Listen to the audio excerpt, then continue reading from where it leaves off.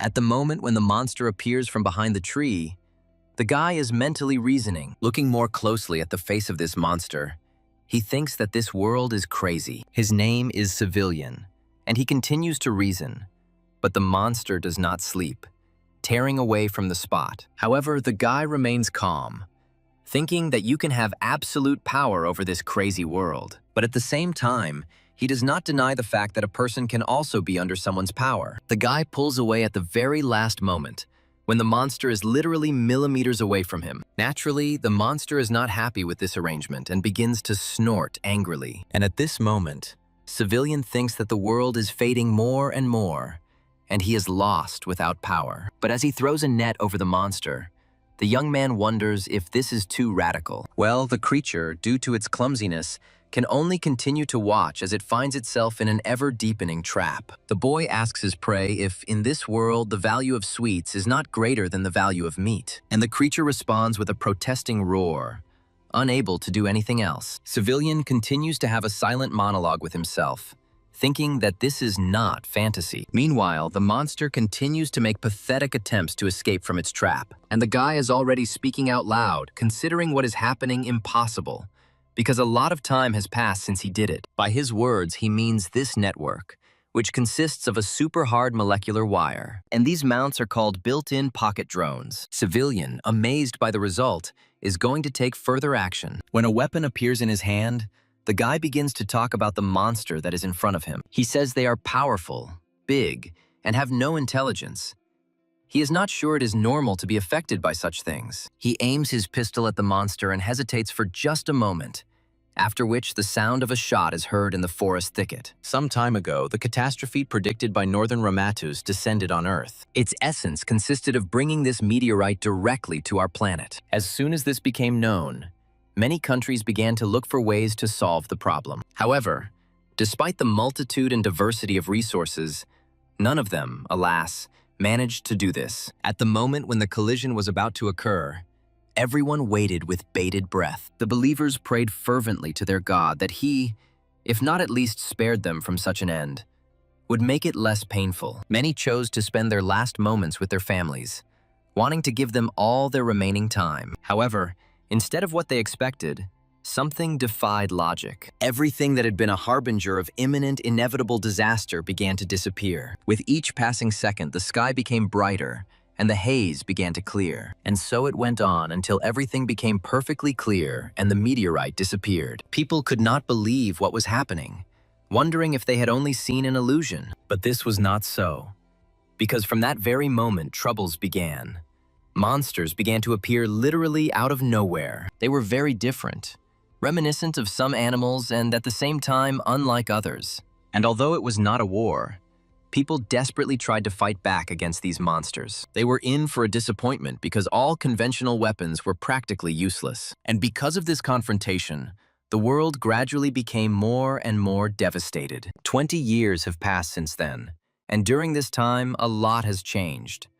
Monsters have become resources. People appeared who called themselves hunters, and gradually the number of people with such abilities increased. Hunters lived to fight monsters for the future of humanity, or simply for money. Wealth and poverty no longer mattered, as the hunters now stood at the very top of the hierarchy. The creature is still alive and continues to try to throw off the net. Bursting into a thunderous roar, the monster seems to be trying to delay the inevitable. But it's all in vain.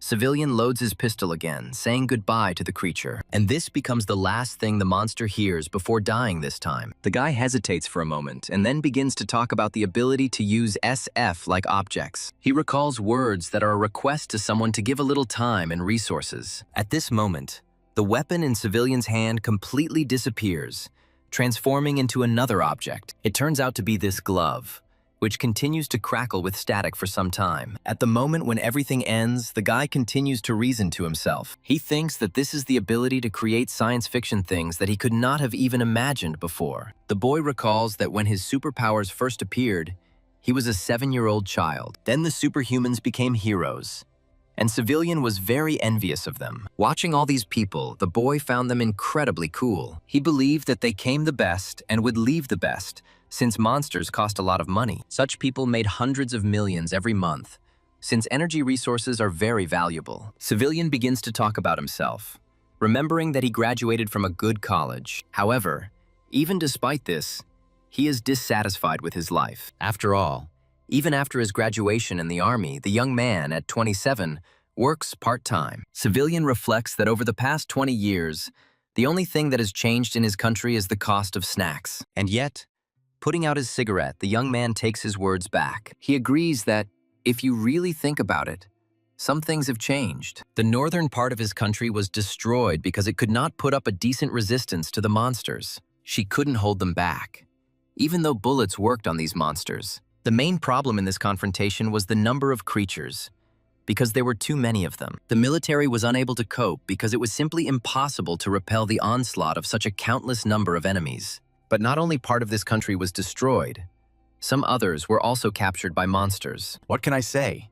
Half of the entire planet was captured by these creatures. This took place in a wide variety of climate zones and locations of varying sizes. Yet the remaining people hold on.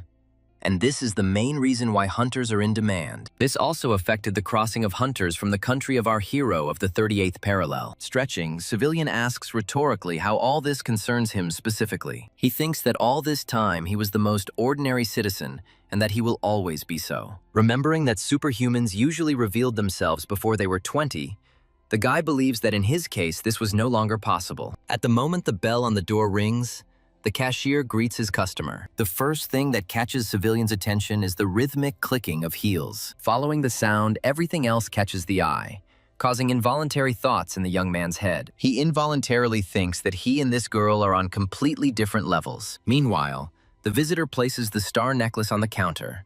Our hero knows what it is. This item is made from the crystal of a monster that was captured. While punching the necklace, the guy also remembers that jewelry is needed to complete the mission. This mission will only unlock and develop the ability if you have the star necklace when you complete it. After paying the customer, Civilian watches her until she leaves the store. He thinks that he has one of these too, but he has never worn it because it is embarrassing, keeping it only in his pocket. After this, since there are no clients other than the beauty, the guy starts to occupy himself with something. Things are being done, but time still drags on painfully slowly. Civilian can't stop thinking about it, periodically catching himself having thoughts of this kind. However, at some point he forgets himself and comes to his senses only by glancing at his watch. After the working day is over, the guy goes straight home. Entering and turning on the light, Civilian describes his house as small but cozy. Stretching, the guy notes the fact that another working day has passed. Glancing towards the bathroom, a question arises in Civilian's mind. The guy asks himself whether he should take a shower now, and then answers himself. He refuses, citing that he is lazy, and decides to take a shower when there is an opportunity. Instead, the guy makes a different decision. He says that he'd rather eat. However, Civilian is collecting what is left, and his choice is limited. After the guy slowly sorts out his food, he faces a new dilemma. Looking at this mountain of unwashed dishes, he wonders whether he should go to bed. This is what Civilian does.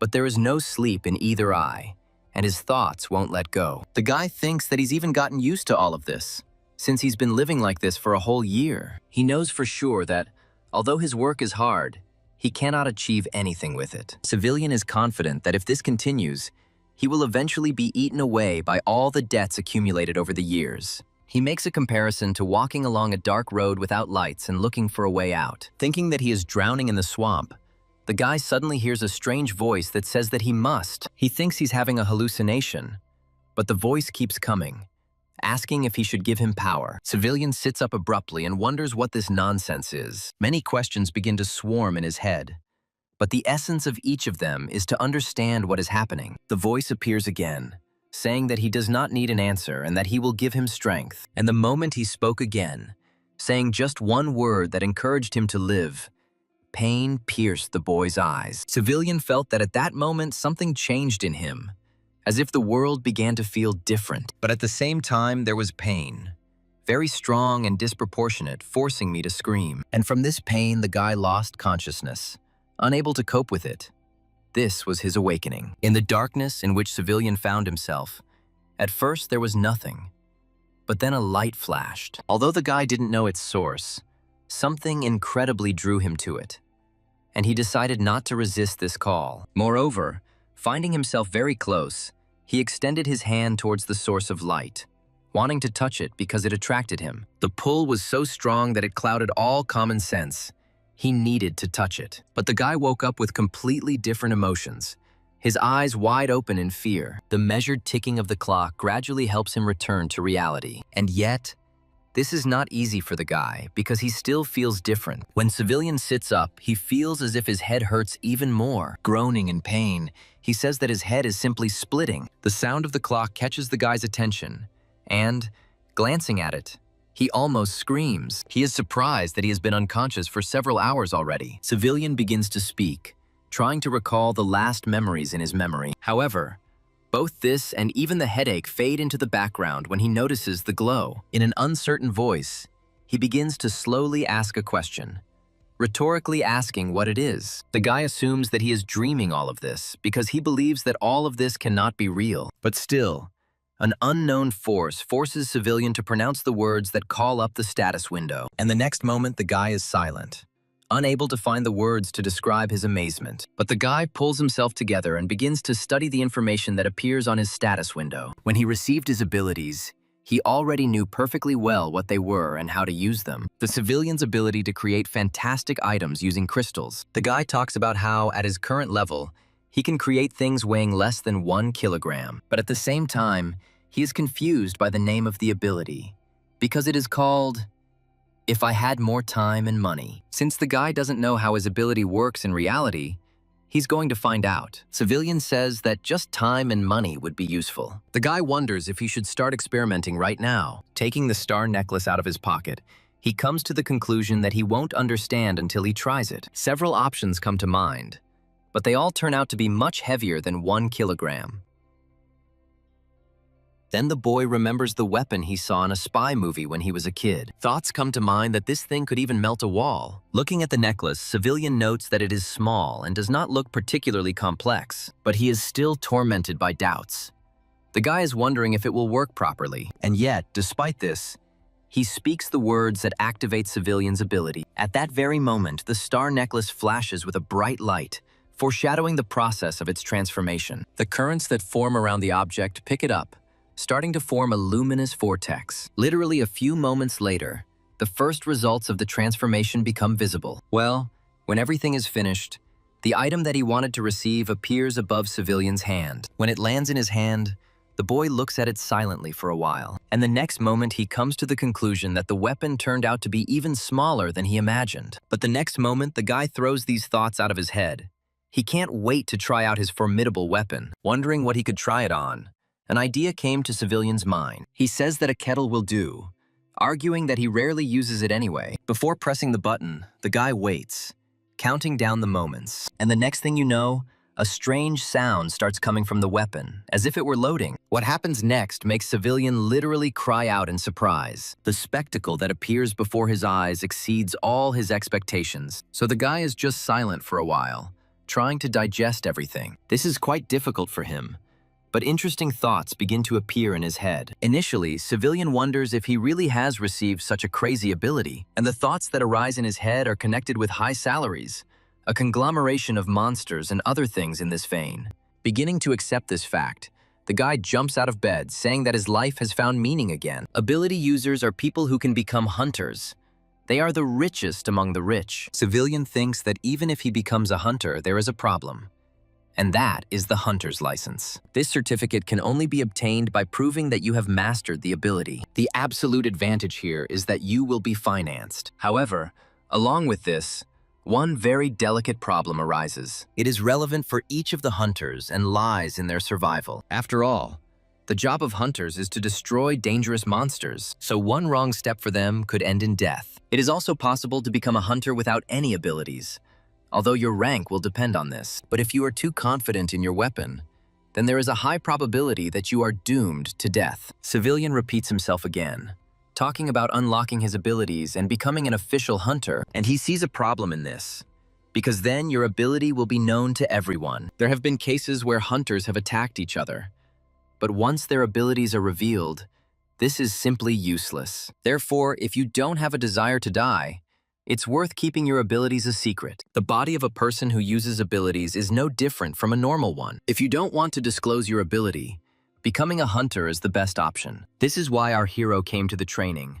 Although admission here is not free. For people like him, there is an opportunity to pay for training with money he has and money he doesn't have. While the instructor introduces herself, Civilian thinks about how bored he is, even though his safety directly depends on it. Suddenly, his gaze is drawn to a man standing nearby. He seems familiar to Civilian, so the guy assumes that he is some kind of celebrity. Taking a closer look at him, he finds the man handsome and admits to himself that he is envious. Meanwhile, Instructor Isabella announces the start, saying that the first 100 will have a chance to rest. And when the first training session begins, the woman carefully watches its process, remaining in her place. Civilian, recalling what happened this month, admits that he had to sweat because he had to experience pain in literally every one of his muscles. They were trained without mercy, forcing them to carry out tasks even in the harshest weather conditions. And all this had to be done with gritted teeth, because it was the voluntary choice of Civilian himself. Remembering all this, the guy exhales heavily, believing that it was pure hell. However, there is one thing that calms him down. He will receive his license tomorrow. He estimates in his head how much money he has left, and it is quite a decent amount. However, the guy recalls that it took him more than 3 years to save up so much. He earned this money in any way he could. In any way he could. And after everything that had been experienced, only this part remained due to the deduction of training camps. Civilian calculates how much he will have left for a rainy day, even if he spends minimally. But then he comes to the conclusion that it doesn't matter, and it's worth thinking about it after receiving a license. The next day, he goes to the hunter division with his country's abilities. Going inside, the guy starts to look around. There are quite a lot of people inside, and each of them is bustling about, doing their own thing. Having waited his turn, Civilian receives his long-awaited license, earned through sweat and blood. He asks himself that if he has this certificate, he will be able to hunt. Civilian vividly imagines what awaits him now, and the boy laughs maliciously. Seeing this from the outside, the department employee mentally assumes that this guy is quite emotional. Feeling someone watching him, Civilian turns around and their eyes meet. When a girl smiles, even if a little shyly, the guy comes to the conclusion that she is cute. Civilian suggests that they will be able to see each other more often if he becomes a hunter. Wondering whether to say hello to her, the guy wishes the girl a good day. She thanks him and reciprocates, politely asking him to survive. Although he understands the meaning of these words, at first they only cause bewilderment. Civilian thinks that after such a wish, goosebumps ran down his body. And then the guy suggests that it's time for him to take care of his weapon, because he simply has to survive. Later, entering the protected area, Civilian thinks that now everything will be for real. This is a hunting ground, and right in front of it there is a guard post for this place. One of the men asks Civilian whether he is a hunter, and he confirms this. Having checked the guy's ID, both guards, saying that everything is fine, ask him to survive. As he leaves, Civilian thinks that these words make him nervous every time. Sometime later, rounding another bush, the guy remembers the training center. After all, if he understood everything correctly, horned rabbits should be found in this place. Civilian considers this monster to be the most suitable for beginners like him. The guy remembers that these guys usually form groups of 3 or 4 individuals, and this does not seem like anything particularly difficult. However, he also remembers that if you disturb them, you will experience all the cruelty and be impaled on a horn. Civilian regrets that he didn't take a shield, although at the same time, the guy didn't have enough money for one. He looks around to see if there is anyone next to him, and then he says the magic words to create the desired item. The process starts instantly, immersing Civilian in an already familiar atmosphere. His eyes are already beginning to reflect the beginnings of the weapon that is emerging in his hands. It turns out to be a pistol, and not a simple one, but a plasma one. Civilian thinks about it. Despite its simple design, this weapon actually does its job well when it comes to effectiveness. Civilian thinks that it took him 20 energy crystals to create this guy. After finishing admiring his toy, he brings up the item's status window. He receives information about the creation of the pistol and also studies its characteristics. The system's words about the weapon's poor design trigger Civilian, since he invested a lot of money into it. The guy thinks that the remaining money is clearly not enough for him to survive. However, now is not the time to think about this, and he needs to act. so he continues on his way. A man's voice comes from ahead, giving a command, and Civilian freezes. These are hunters without abilities, and the guy understands that they have a hard time. Also, since there are many people in this group, when dividing, the final amount of money for each person will be small. Civilian understands perfectly well that if he accidentally disturbs them, it could come back to haunt him. This is not some kind of game, and he should be extremely careful. Civilian doesn't even have time to finish his thought because of what he sees in front of him. The guy can't believe his luck because he sees 3 rabbits in front of him at once. He is confident that this is more than enough, but first he wants to make a single shot. With these thoughts, the guy points his new gun at these crumbs and decisively pulls the trigger. A bluish light emanates from the muzzle, just as it did when the weapon was first created, and the blaster projectile, propelled by the mechanism, quickly leaves the compartment. And it's not just a shot, but an explosion, and it turns out to be quite impressively powerful. This comes as a surprise to Civilian, and he wonders if it was too powerful. But it was just as the guy wanted. A single shot that attracted the attention of these two. Turning sharply, they find their relative's killer with their gaze and begin to snort angrily. Realizing he's in trouble, Civilian comes to the conclusion that he needs to kill the rabbits before they get any closer. Thinking that he has no defense, the guy understands that everything needs to be done in one blow. When the rabbits pounce on him, Civilian tells himself to stop standing there like a pillar, and indeed he succeeds. The guy makes a second shot. He hits the target right on target, and the last remaining rabbit begins to growl even more angrily. But he too suffers the same fate as his brothers, and Civilian's shots prove surprisingly accurate. The guy is amazed at himself, breathing heavily and admitting that it was quite exciting. Wondering if that's all there is to it, he agrees that these monsters are just the thing for practice. Civilian likes this start to the hunt and decides to continue it, calling the rabbits stupid in the process. After all, these monsters are running towards him, even realizing what such consequences will lead to. This is precisely what Civilian considers the height of stupidity, watching the rabbits die. But even if this is true, the guy does not intend to stop there. He continues to destroy horned rabbits because, in addition, it is excellent training for him. Civilian's movements become more confident each time, and his aim becomes better. And at some point, realizing that he's had enough, the guy says that the training wasn't in vain for him. Civilian points out that this has allowed him to slightly improve his accuracy. His biggest concerns were about handling weapons with care,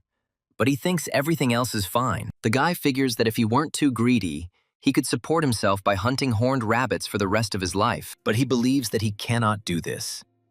And yet he admits the possibility that he might want to do this someday. Thinking that he has obtained the ability, Civilian says that he is not going to settle for a low rank. With the thought that he must try to improve his rank, the boy returns to his home. Civilian's habits have also changed since he started training. And before continuing with his daily business, the guy eats. Only after this does he pour out the loot collected from the horned rabbits in front of him. And he is amazed at how much he managed to obtain, although he does not believe that he did it himself, alone.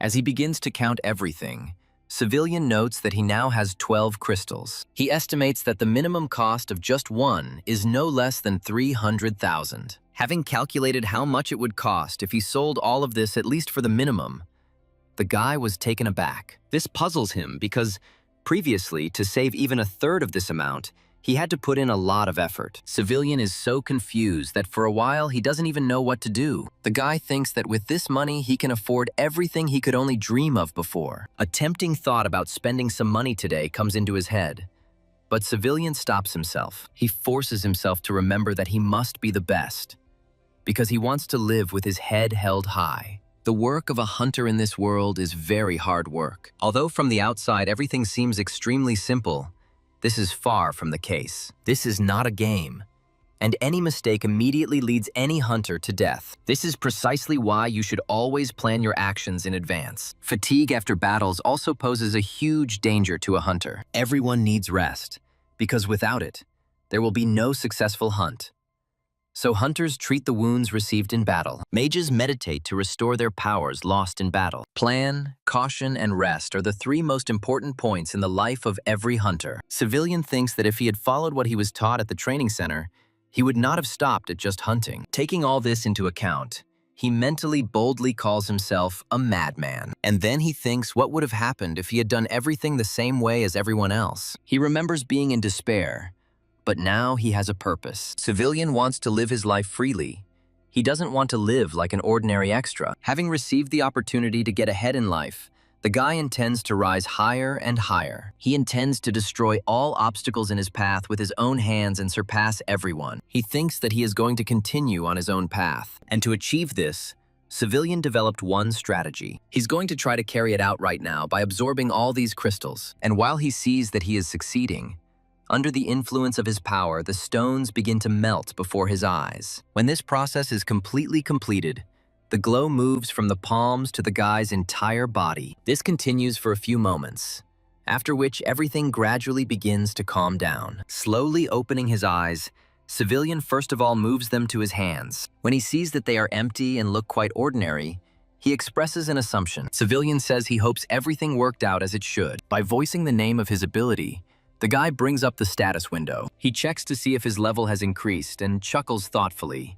realizing that it hasn't. However, one of the lines particularly attracts Civilian's attention, even causing him to cry out in shock. Sometime later, he goes hunting again. While collecting his loot, the boy says he finds it terrifying that he can't drag the bodies away. Civilian believes that he needs to hunt more because he won't be able to rank up without the required amount of crystals. Thinking that he needs to move on, the guy remembers that there is something else he wants to do. But in order to achieve this, it is necessary to change the trajectory. As he moves forward, Civilian notices strange sounds and curiosity gets the better of him. However, as he gets closer, the guy begins to feel like he's doing this in vain. And indeed, the next bell rings when he sees the creature in front of him. The realization dawns on the guy belatedly, but he can no longer do anything about it. The next thing that catches his eye is this picture. Well, the horned rabbit, even turning to look at the stranger, continues to chomp loudly. Civilian realizes that this creature is one of the strongest monsters. An involuntary, overly loud sound escapes from the guy,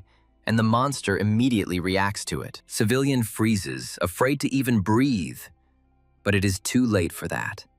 Turning his face towards the guy, the horned rabbit begins to growl. Civilian remains in place for literally a couple of moments, after which the instinct of self-preservation takes over. At exactly the same second, the guy suddenly turns on his heels and starts running as fast as he can. But no matter how quickly he does it, the creature is not much inferior to him. It breathes almost down his back.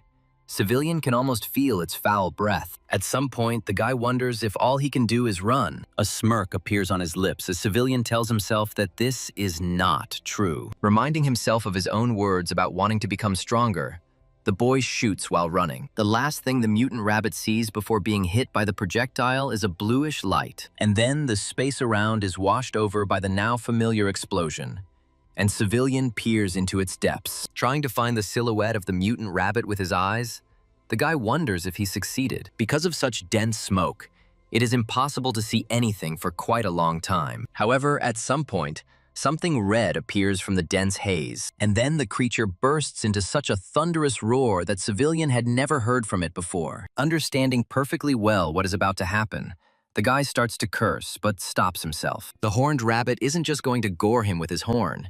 He's planning to do it in the most brutal way possible. Continuing to fill its horn with magical energy, the creature makes Civilian tense up considerably. He had heard of something similar, so he began to pray to God that it wouldn't affect him. When the magically charged blast fires, the boy somehow actually manages to dodge it. Straightening up a little to see better, Civilian breathes heavily, his heart pounding in his ears. Seeing this in front of him, the guy sinks.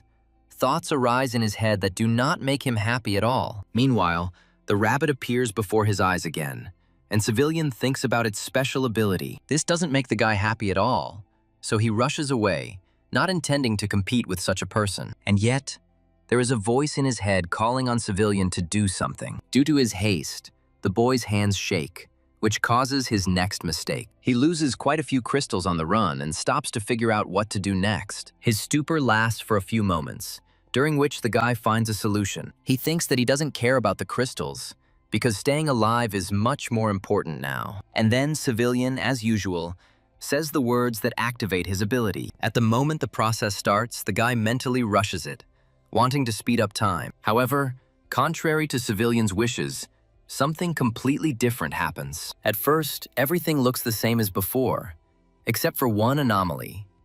However, the very next moment, for some unknown reason, the crystals are not absorbed but are crushed. Civilian is perplexed, thinking about the reason for this and the fact that something like this has never happened before. The guy tries to come up with a new plan of action because this radically changes the situation. And behind him, the familiar glow appears again, causing Civilian to panic even more. The guy starts to feel angry and starts swearing, clicking his tongue. Seeing no point in standing in one place and continuing his tirade, he swears again. Civilian tries to make sense of things like why everything happened now. He doesn't understand what he did wrong.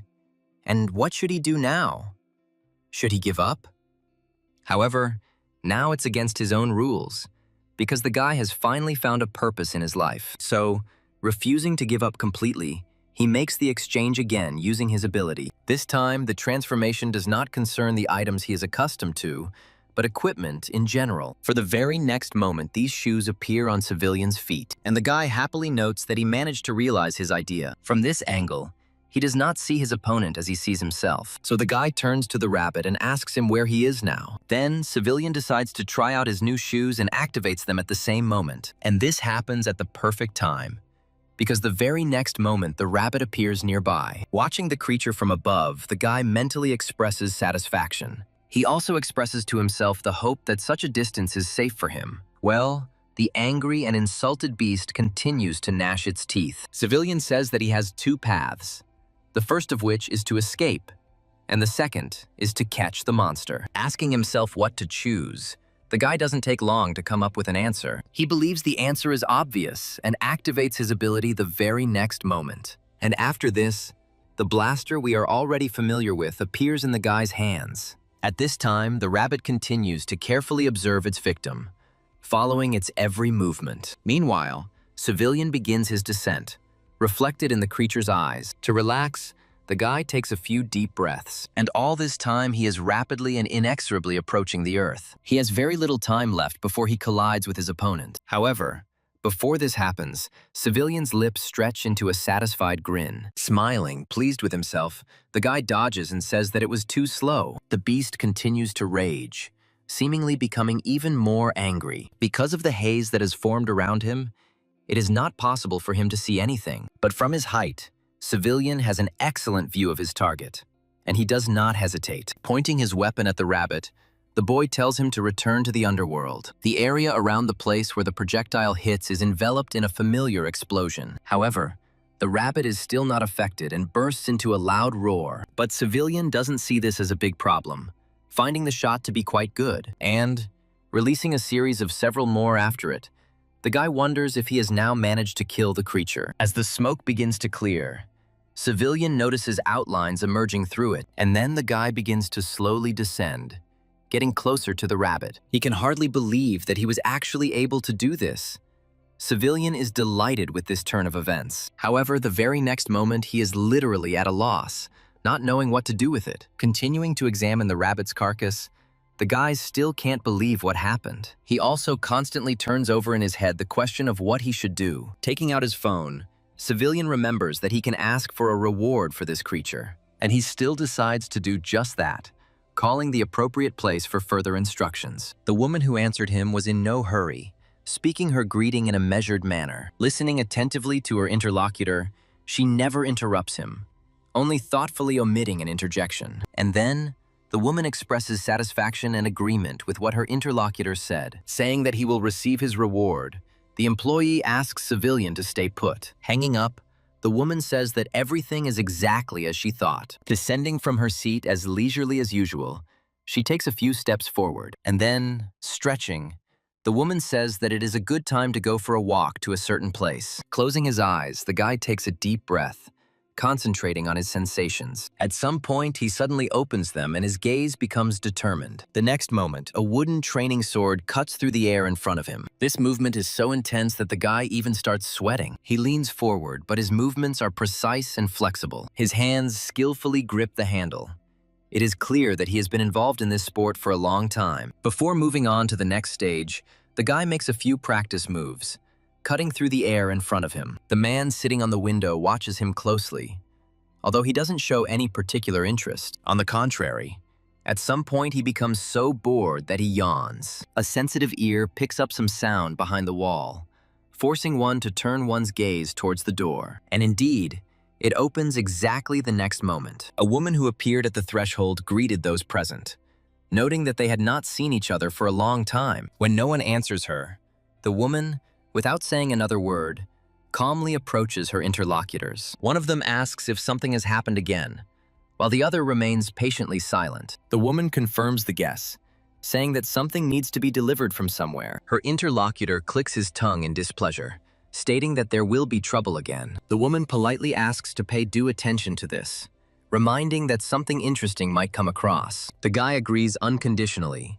suggesting that his partner first get ready. Checking the time, Civilian notes out loud that it is already a bit late. However, he still does not lose hope for the best, continuing to wait. So much time passes and Civilian thinks about leaving. But even when he strains himself, he curses and reassures himself that he can handle everything. At that moment, when a familiar sound begins to be heard from somewhere above, the guy twitches. Knowing exactly who it belongs to, Civilian raises his head. He is amazed that a helicopter has arrived in such a place, he says out loud. The light turns out to be so unbearably bright that Civilian expresses dissatisfaction about it. And yet, at some point, his eyes manage to successfully adjust. Looking closely at the outlines available to him, Civilian makes out the silhouettes of two people. The guy with purple hair, in turn, peers at the one standing below. His partner does the same, but with much more lively interest. However, despite all this, they still do not descend, as if they are calculating something in their heads. And indeed, the helicopter moves its searchlight, picking out the figure of a horned rabbit from the darkness. The blonde is uncontrollably delighted, asking inquiringly if this is really it. His gaze is already glowing not only with anticipation when he suggests to his partner that they go down. He responds with a calm and monosyllabic agreement, and the very next moment they both jump off fearlessly, as if this was a normal thing for them. Seeing them do this, Civilian is amazed, asking how they fly in the air.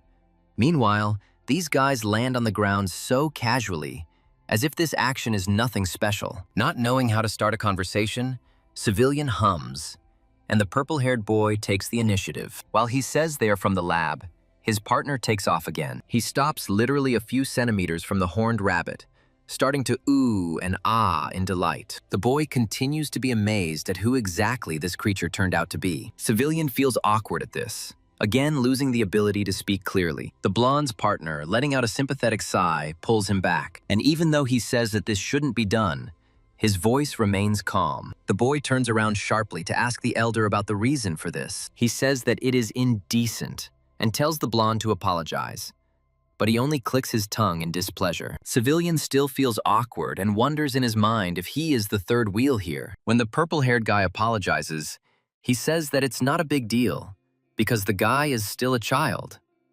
However, he flares up when he hears something like this about himself and hotly objects. Civilian, at least mentally, stands his ground, considering his interlocutor a real child. Looking at the purple-haired boy, he remembers that he has seen this face somewhere before. As he replays the memories of the last few days in his mind, he finally remembers. For a few moments, the guy is overcome with doubts, but he still accepts this fact. The next moment, he is delighted, thinking that he did not expect to meet this man under such circumstances. Civilian does not leave the scene of action, continuing to observe everything closely. When the carcass of the horned rabbit is taken away, he wonders if everything is really that simple. This irritates the guy. He thinks that he doesn't like what's happening here at all. And then Civilian is politely told that it looks like he will have to go into the lab with them because they are encountering something like this for the first time, and everything needs to be thoroughly investigated. Civilian asks if he has to go, and his interlocutor says that it would be better that way. The guy sees no other reasonable options but to agree, and then, thanking him for his understanding, his interlocutor snaps his fingers. At that moment, Civilian is caught by a gust of wind and rises into the air. The purple-haired boy follows suit, his expression calm again. The younger one also doesn't lag behind them, rushing into the air with even greater zeal. Realizing that words would be unnecessary now, Civilian tries to get used to the new sensations in silence. Even when he is already inside, he talks about the ability to fly through the air, and at the same time, Civilian is thinking about this boy's abilities. The purple-haired guy tells him that they are taking off and he accepts it. Civilian is puzzled by the boy's behavior because he starts giggling. The rest of the journey to the laboratory is silent, accompanied only by the sounds inherent to the helicopter itself. After some time, they finally approach the required building, and Civilian, looking out the window, looks at him with all his eyes, admiring him. He admires the scale of the building, now knowing exactly what the laboratory looks like. Meanwhile, the helicopter, approaching the required site, begins its descent, and below, a woman we know is already waiting for them, eager to see the catch. Naturally, the first thing that happens is that the carcass of a horned rabbit lands on the platform with a characteristic sound. Looking at the face looking out the window, the woman notes that she has seen it somewhere before. The first thing the blonde guy does is jump out of the helicopter, practically running and diving down. His landing is spectacular and resounding.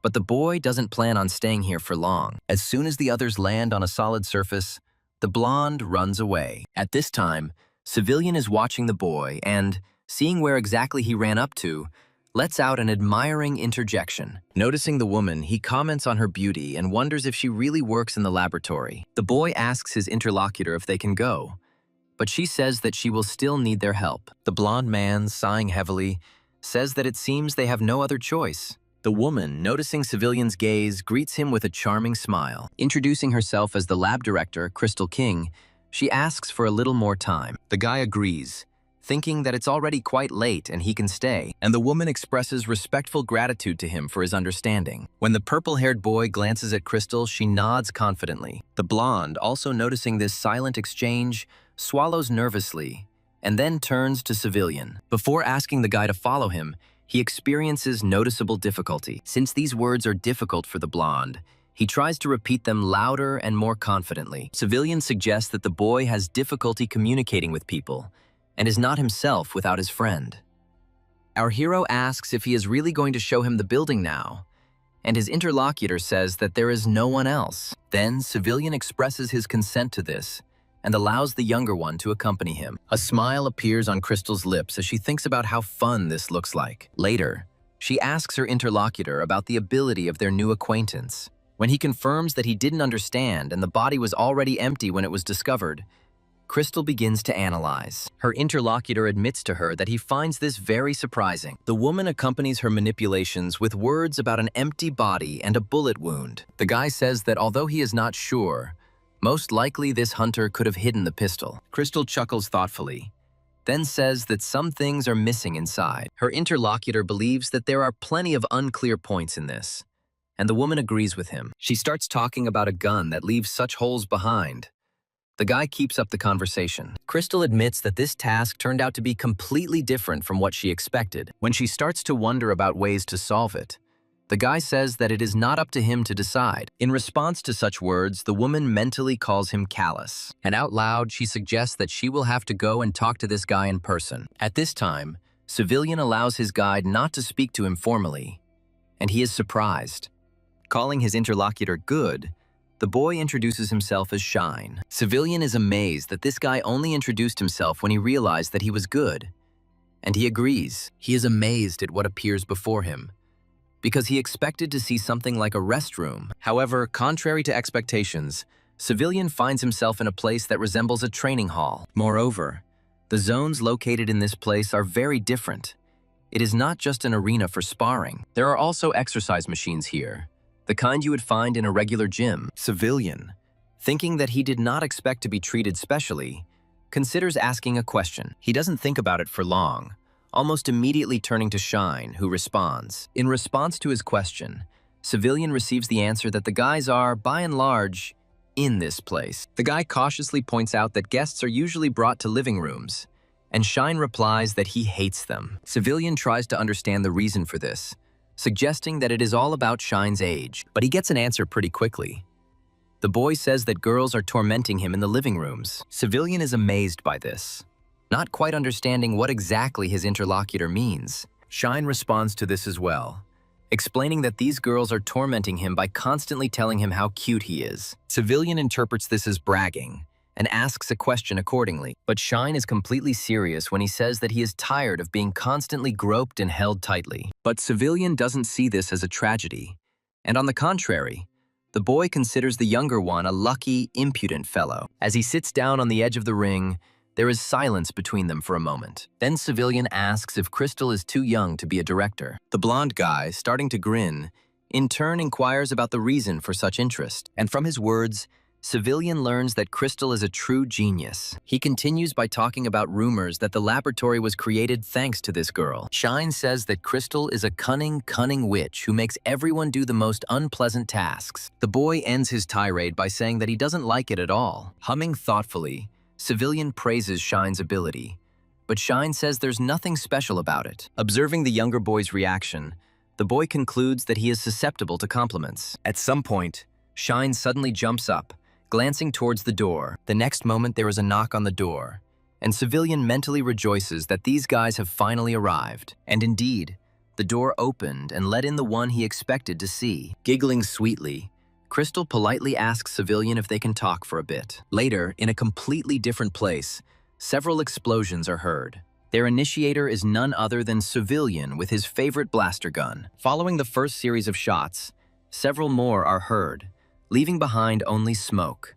When it clears, Civilian notes that he has caught some big game today. While he collects crystals, there is perfect silence around him. However, at some point, two lights flash behind the guy, which he does not notice at first.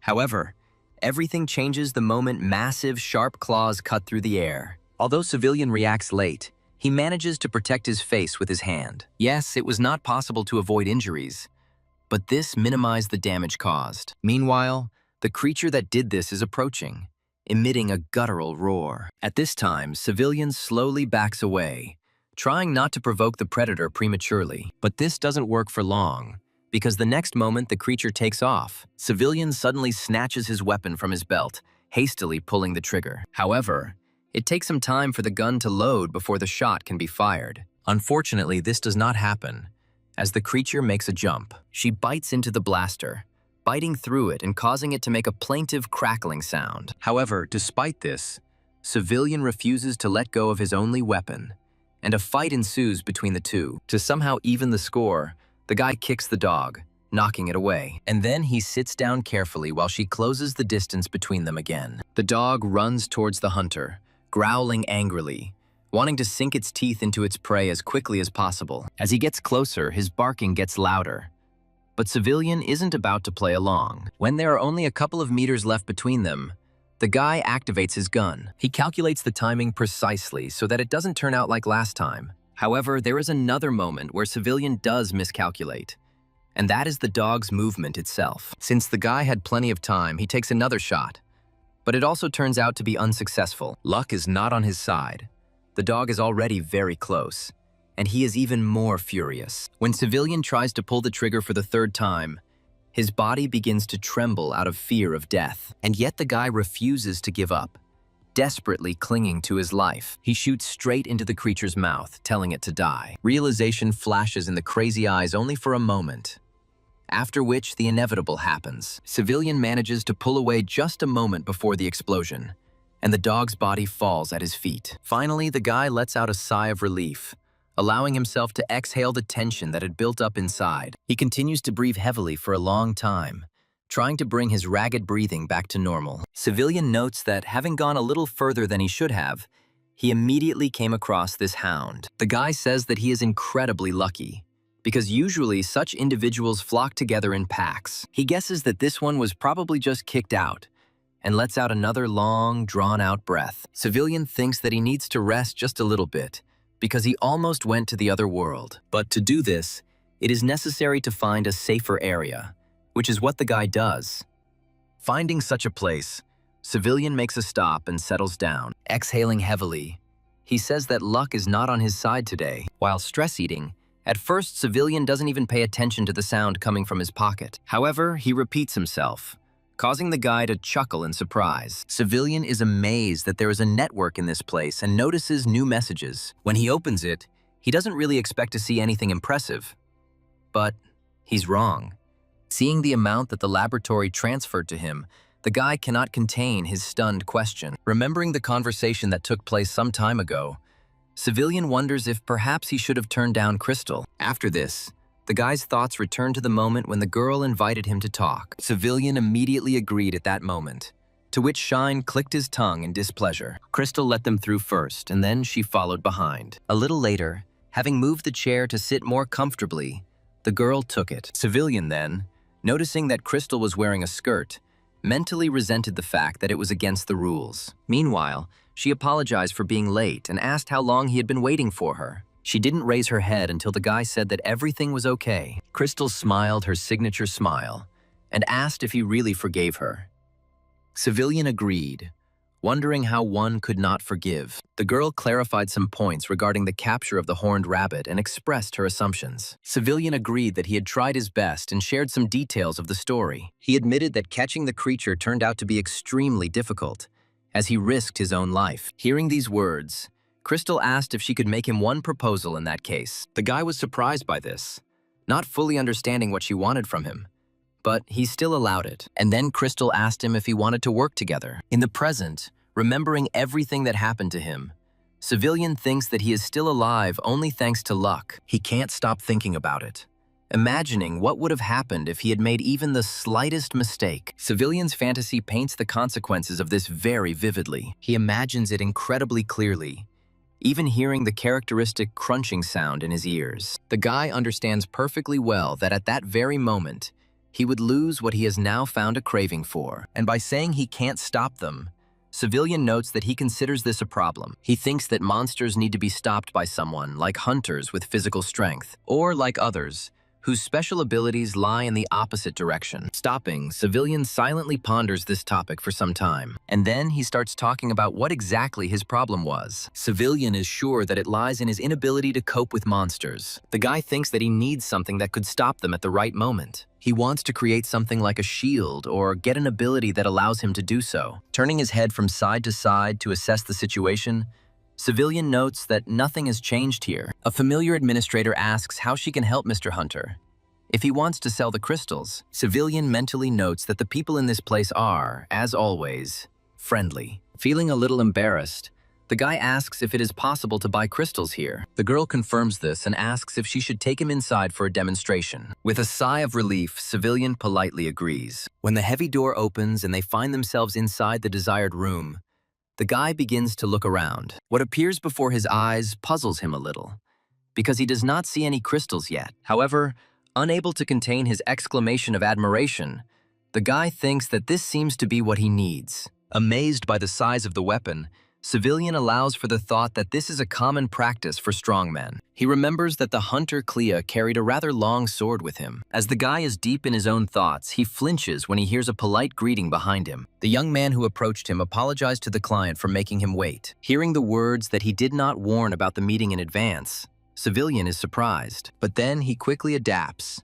promising that next time he will warn of his arrival. The sophisticated young man laughs, saying that this is not at all necessary, although it has become something of a tradition. The consultant clarifies, noting that Civilian was looking at swords, whether he would like to purchase this weapon. The guy denies it, saying he came to look at something else. And while the consultant is thinking about his words, he begins to rummage through his pockets. Civilian asks if it is possible to purchase crystals like these from them. Noting that this item is of the lowest class, the man answers in the affirmative. Civilian breathes a sigh of relief and expresses joy about this, both out loud and in his mind. Confirming that he wants the lowest class, he asks how much it will cost. Before answering, the young man begins to hesitate a little. Civilian is amazed to hear the price and says that the market he knows has completely different prices. The consultant explains that the government set this price, and a commission is charged when selling the crystals. These words mislead Civilian, and he asks again in dismay,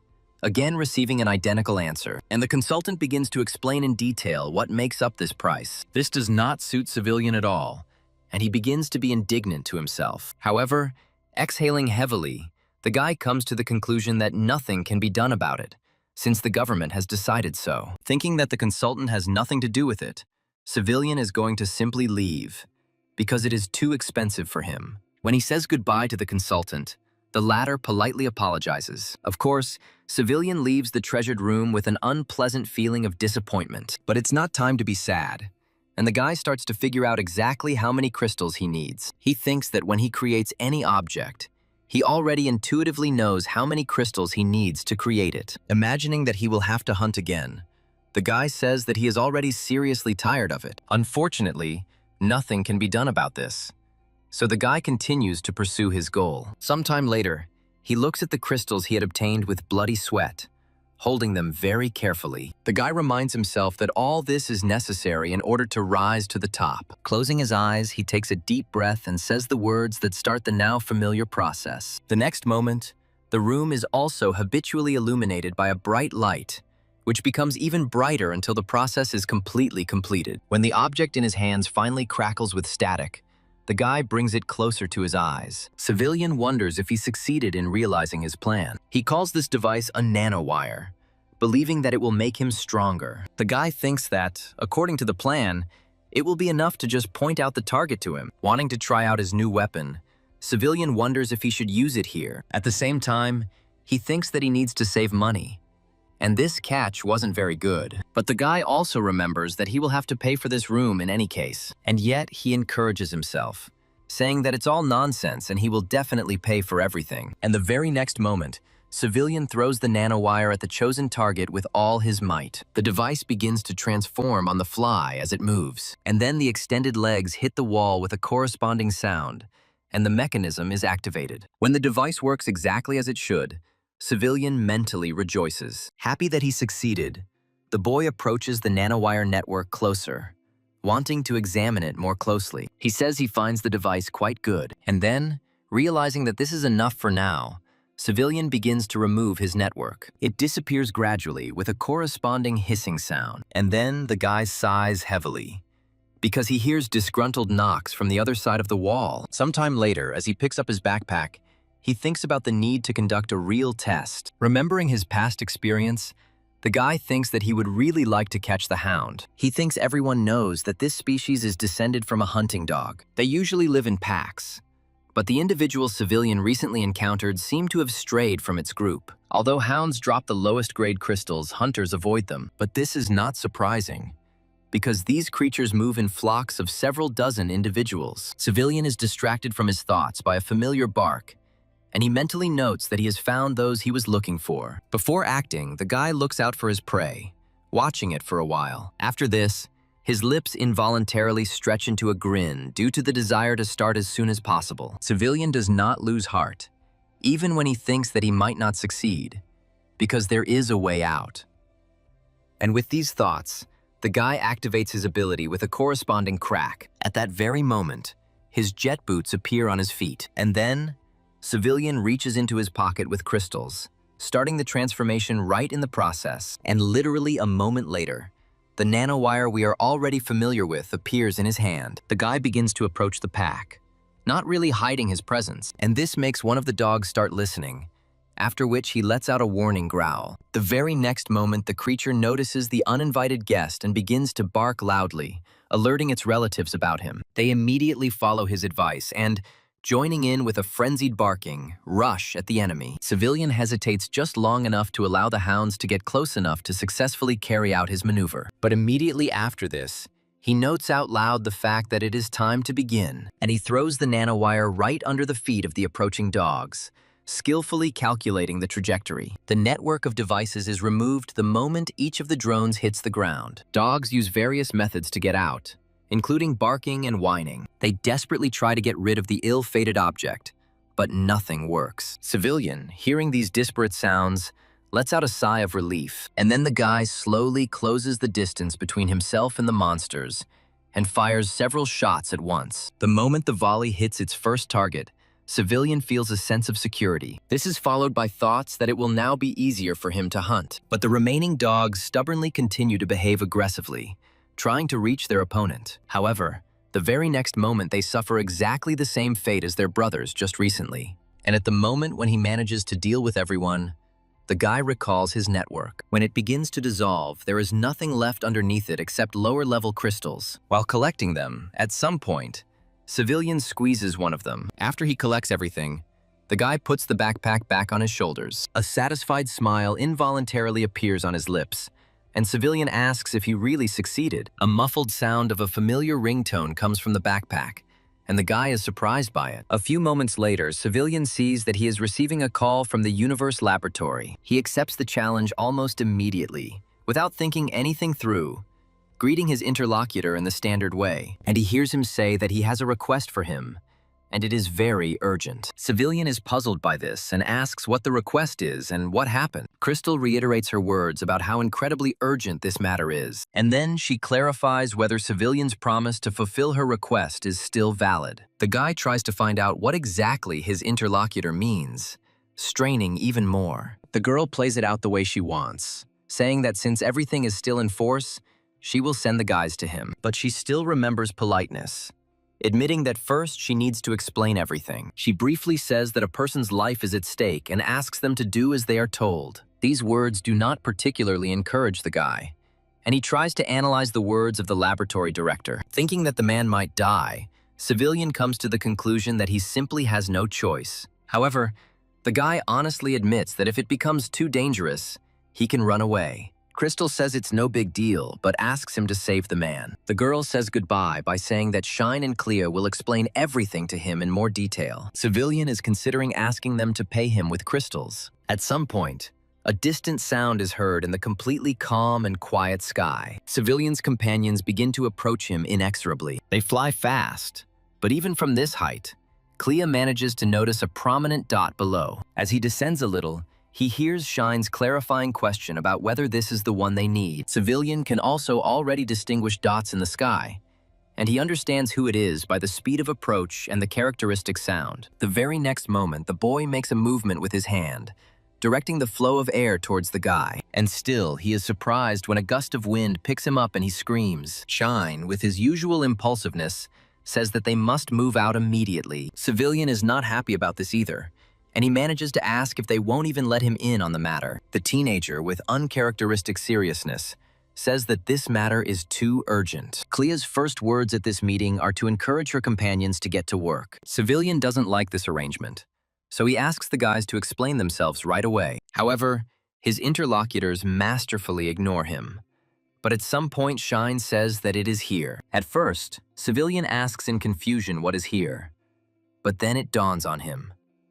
What he sees makes the guy let out a cry of admiration and make him think. He assumes that this time they will have to fight the mutant again. This creature is called a metal slime, but it is usually the size of human legs. Civilian asks if they can catch the mutant, and Shine honestly says he doesn't know. He adds that if they fail, they should simply rescue the person and let him escape. At first, Civilian doesn't see anyone, but then he takes a closer look at the area. The guy mentally assumes that this girl does not have a partner, but he is not sure about this. Meanwhile, the metal slime goes into offensive mode. The huntress barely manages to jump away from him at the very last moment, clicking her tongue in displeasure. She breathes heavily from exhaustion, but still finds the strength to resist. Leaning forward, the girl not only jumps, but also shoots sparks at the metal slime. At first, the bright light makes it impossible to see anything, but the huntress still desperately peers at the fruit of her creation. And yet, disappointment awaits her,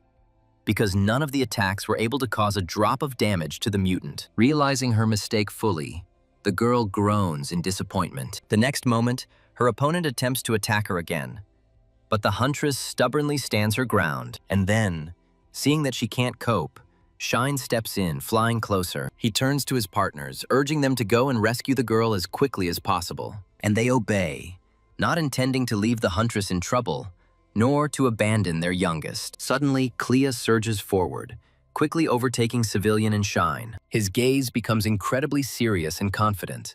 He literally glows with determination. While still walking, the guy reaches for his sword, not intending to hesitate. He grips both the scabbard and the hilt tightly, beginning to imbue the weapon with his power. With this attitude, he steps forward, drawing his sword the very next moment. With just one swing, Clea cuts the metal slime in half. With a corresponding sound, the mutant begins to fall onto its side, spreading out like jelly. Civilian, watching this spectacle, thinks that it is incredible. After all, no matter how attentive he was, he still couldn't see the movement of this guy's sword. Civilian is even taken aback by how impressive Clea's abilities are. However, his thoughts are interrupted as suddenly as they began. The metal slime, which has fallen to its side and is almost separated, begins to wobble, and then something starts to happen to it. The smaller part seems to increase in size, and so it happens. Shaking and trembling, the smaller part of the metal slime reaches the size of the larger one. Clea frowned in displeasure, because he was the one to blame for all of this. His partners, too, realizing what had just happened, became tense. The huntress looks no less puzzled, having no idea what to do since there are now two mutants. Standing before her two opponents, Clea tries to collect her thoughts. The guy is breathing heavily, because it took quite a lot of effort to carry out his previous blow. Civilian sighs heavily, remembering that last time there was lightning. And now there is generation with division. Abruptly changing his mood, the guy begins to remember everything he knows about metal slimes. It comes to mind that although these monsters are of low class, they can use their bodies freely. And you can see this clearly right now. When the need to attack arises, they can turn part of their body into spikes and shoot them. Meanwhile, Clea has so far managed to successfully evade the all-destructive power of these very spikes. At some point, the guy jumps up, sharply raising his sword over his head. Intuitively sensing a threat, the metal slime transforms again. Civilian continues to remember what he knows about these mutants, realizing that he is hardened and is using his body as a shield. Therefore, Clea's blow does not reach its target, only hitting the super hard surface with a corresponding ringing sound. In order to avoid accidentally running into a surprise attack, the guy strategically retreats. His hand begins to shake from the strain as he mentally admits that this is a bit difficult. Also, despite the fact that these mutants are low-class monsters,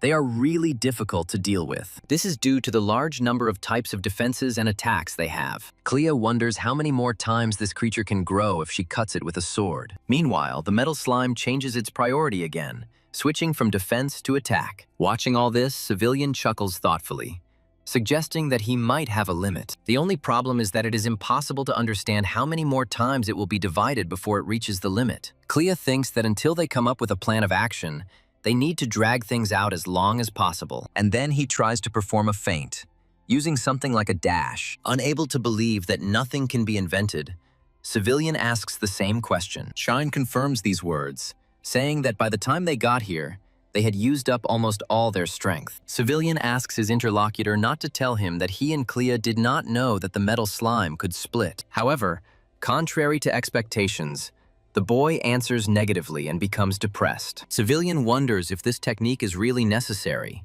and if these two always ended the hunt with it. Scratching his head thoughtfully, the boy asks if maybe they have no choice but to run. Shine asks what if they don't want it. Besides, Clea is the type that will try to win until the very end. Civilian himself sighs heavily, asking inquiringly whether this man really does not accept any defeats. Shine is silent for a moment before answering, but a very satisfied smile appears on his lips. Confirming Civilian's words, the boy begins to admire Clea, calling him incredibly cool. Seeing such servility, the guy assumes that Shine has a brother complex, but he quickly pulls himself together, because at the moment something else is much more important. Realizing that Clea won't be able to distract the monster forever, Civilian decides to go all in. Noticing the elder's sudden change in mood, Shine drops a puzzled question, and he, trying not to think about the possible consequences, activates his ability. Civilian decides it's time to give it his all and, if not win, then at least try to support Clea. The next moment, a plasma pistol appears in his left hand. The shoes on the feet are replaced with ones that are more effective in this situation. And of course, the guy sees no point in neglecting the nanowire. Shine suddenly transforms, asking if this is a spatial ability. Civilian allows him to think as he wishes, considering the capture of the monster as the first priority. And at that very moment, the guy confidently points his gun towards the slime and pulls the trigger. The projectile rushes into the distance with lightning speed, leaving behind an impressive trail. And at some point, when it reaches its target, the usual explosion occurs. It's hard for Shine to watch this, but Civilian is curious to know if he succeeded in his plan. Finally, the dust clears and he can see a familiar outline. But for now, the slime's status is still unknown. But at some point it happens, and it becomes clear that the idea has failed. Civilian swallows nervously, amazed that the metal slime can't be taken even with fire. However, the guy does not lose hope, planning to carry out another series of attacks. He sends several bullets after the first single one, not allowing the mutant to regroup. At first, when the bullet hits the same place, It seems as if nothing happened. However, if you look more closely, it becomes clear that this is not the case. Such an attack turns out to be effective. The metal slime simply breaks into many pieces, spreading throughout the area with the corresponding sounds. Making pitiful sounds, the mini versions of the mutant begin to crawl in different directions, wanting to survive. Shine says this thing will keep dividing until it's stopped completely. Civilians sighs heavily, calling the situation they find themselves in difficult. The guy starts turning his head, wanting to find Clea with his eyes. He still continues to fight with the unyielding part of the first slime. The guy wonders what he should do, because it doesn't look like Clea is going to give up. The hunter does not notice anything or anyone in the area, devoting all his last strength to this battle. Civilian believes that in such a situation they can retreat only if they try all possible means. And some of the metal slime parts are still falling down. They crawl away, either seeking salvation or in the hope of once again growing a powerful and invincible body. Observing this whole situation, Clea clicks her tongue in displeasure, calling it hopeless. Civilian asks if there is a way where it can be cut in one fell swoop. At that very moment, the footsteps of a girl whose existence the boys had already successfully forgotten were heard behind them. She begins to speak hesitantly, but the essence of her words is clear.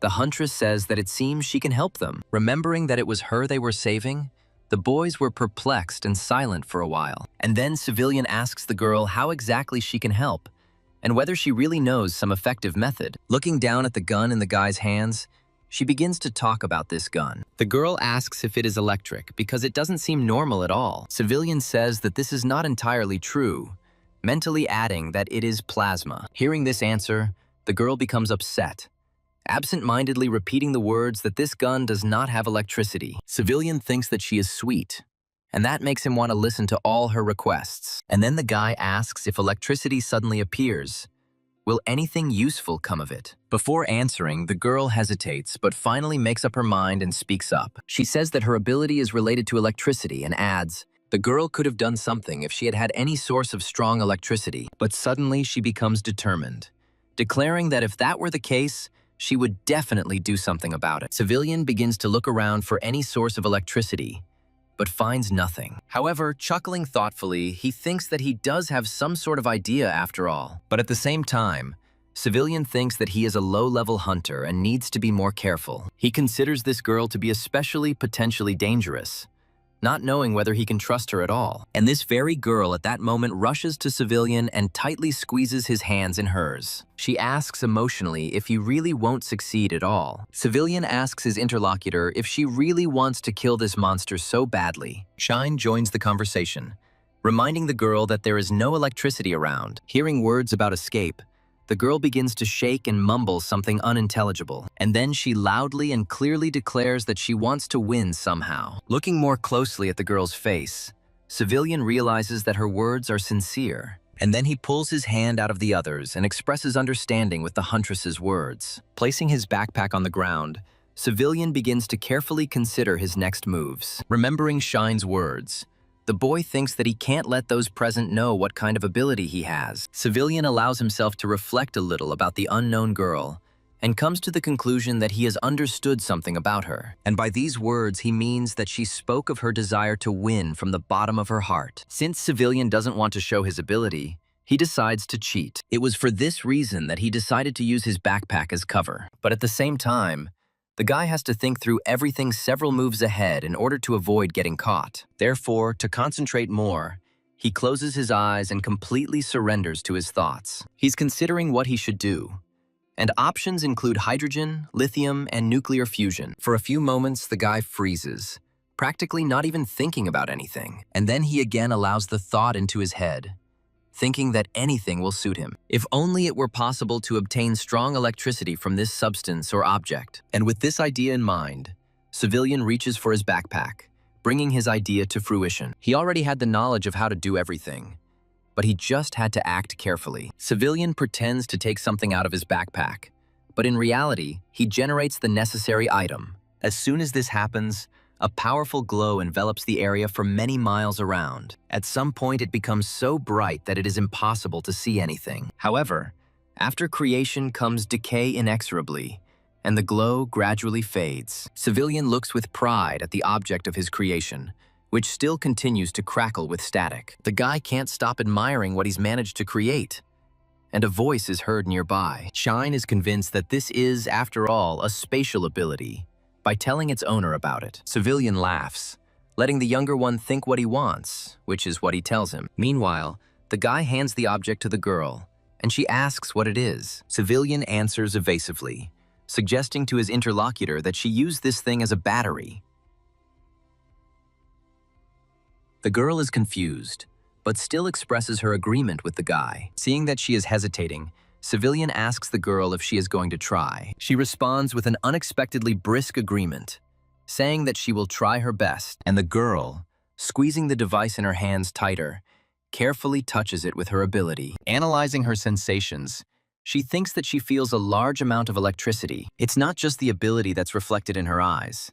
It's something she's filled with from the inside. When the girl closes her eyes for better concentration, a hissing sound is heard. The object, which had been in her hands until that moment, suddenly flies up, continuing to emit sounds and sparks. And then the girl pours the power of her ability into him fearlessly. For a more complete and better concentration, the huntress evens out her breathing, taking deep breaths. And at the same moment, the flow of her power becomes more powerful. The electricity begins to crackle even louder. At this moment, the girl becomes like a bomb, which at some point becomes ready to go off. But before that, the huntress calls out to one person, asking him to be careful. Of course, she means Clea, who is too close to the metal slime, and she warns him because she chose this very monster as her first target. And the very next moment, the girl shoots, as she can no longer hold on to the accumulated energy. The stream that bursts out of her hands is very powerful and fast. It does not dry up even when it almost reaches the hunter's target. There are only a few meters left before the collision, and the metal slime reacts. Beginning to feel threatened, he again grows armor. Meanwhile, the huntress's first electric beam already reaches the monster's shell, and a powerful explosion occurs, causing a roar that shakes the earth for many kilometers around. Each of the four experiences roughly the same emotions and wonders if it worked. As the haze clears, it becomes clear that the metallic slime is beginning to spread. Sparks still continue to accompany him here and there, but he continues to spread out. The huntress stares stubbornly at the monster for a while longer, expecting a trick. However, at some point, he realizes that everything ended well. Civilian mentally compliments the girl, amazed at the scale of the explosion she had orchestrated. A gust of wind blows away the remaining smoke and soot, revealing the best possible view. The crater that opens up to view turns out to be truly impressive, leaving those present even more amazed. Civilian is once again mentally amazed at the scale of what the girl has created, and Shine says that if he hadn't been tired, he could have caused exactly the same explosion. Civilian can't help but remind him of her words about him acting like a child. The boy begins to argue with him, denying these words and making excuses, to which his interlocutor ironically agrees with him. Clea joins the conversation, pulling her interlocutors up and telling them to stop making jokes. He suggests that they move on now that they have sorted everything out. The boys shout out in one voice that this is not a joke at all. Their new friend finds this funny, but she honestly tries to restrain herself. The guys, approaching each other closer, continue to grumble discontentedly. Despite his displeasure, Shine snaps his fingers, causing everyone else to fly, and then he warns them that they are about to fly. Turning his head towards the girl, Civilian thinks that he doesn't even know her name. He doesn't even worry about being caught off guard, because it's clear that the huntress is lost in her own thoughts. After thinking for a bit, Civilian finally makes up his mind and, a little embarrassed, turns to the girl. Oddly enough, she responds quite quickly,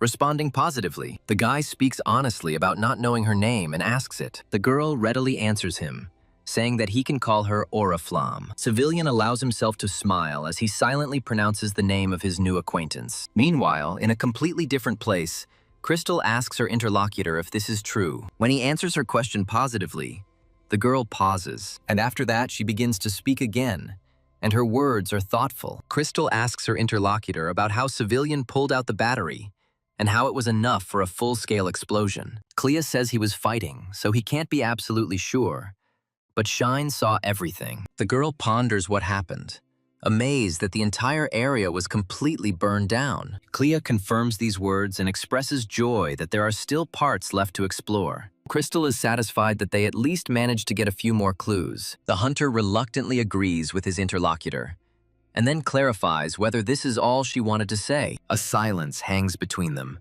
becoming more tense with each passing second. At some point, the girl slowly turns her gaze to the map, which, among other things, shows that same horned rabbit. Finally, she starts talking again, not intending to give up so easily and leave the topic. Crystal says she finds it amazing that Civilian miraculously obtained a battery after the outbreak. Clea speaks of the ability to change space or even other dimensions. Smiling condescendingly, Crystal asks him if he really thinks so. The guy, in turn, asks if it could be anything else. Crystal begins speaking in riddles, which prompts Clea to ask her a follow-up question. And she replies that if these two hunters start working together, their synergy could exceed all their expectations. Crystal giggles uncontrollably and covers her mouth as if embarrassed by her own laughter. And then, continuing to suppress these impulses, the girl asks Clea if he doesn't think it will be a lot of fun. These strange chuckles, continuing without stopping, make the guy sigh heavily. But this is not news.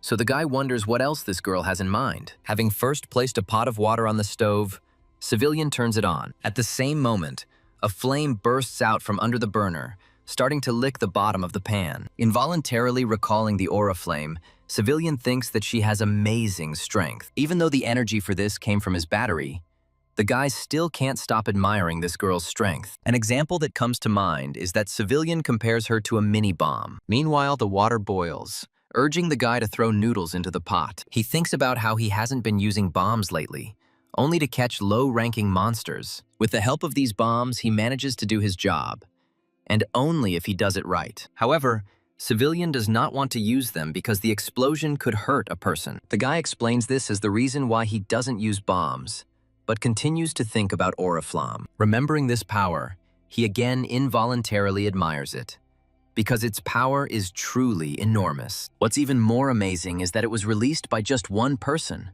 this girl. He recalls how, after Oriflame absorbed electricity, the battery exploded on its own. At the same time, the guy remembered very well what the consequences were after using such a technique. Then, Oriflamme began to stagger and almost fell, being close to overexertion. However, Civilian arrived in time, caught the girl, and asked if she was okay. Oriflamme said that everything was fine, but still admitted that she felt weak. But the guy knew for sure, and still knows now, that the girl almost fainted because of this weakness. But Civilian is sure that if the hunter's abilities are enhanced and she herself becomes stronger, she will be no joke. And then the guy, making an anticipatory moan, suggests trying it. He continues to think that although Oriflame needs a battery, this girl's potential is enormous. The guy admits to himself that her power shocked him, and he wants a similar ability for himself. Before beginning his meal, Civilian folds his hands in a prayerful gesture, and then,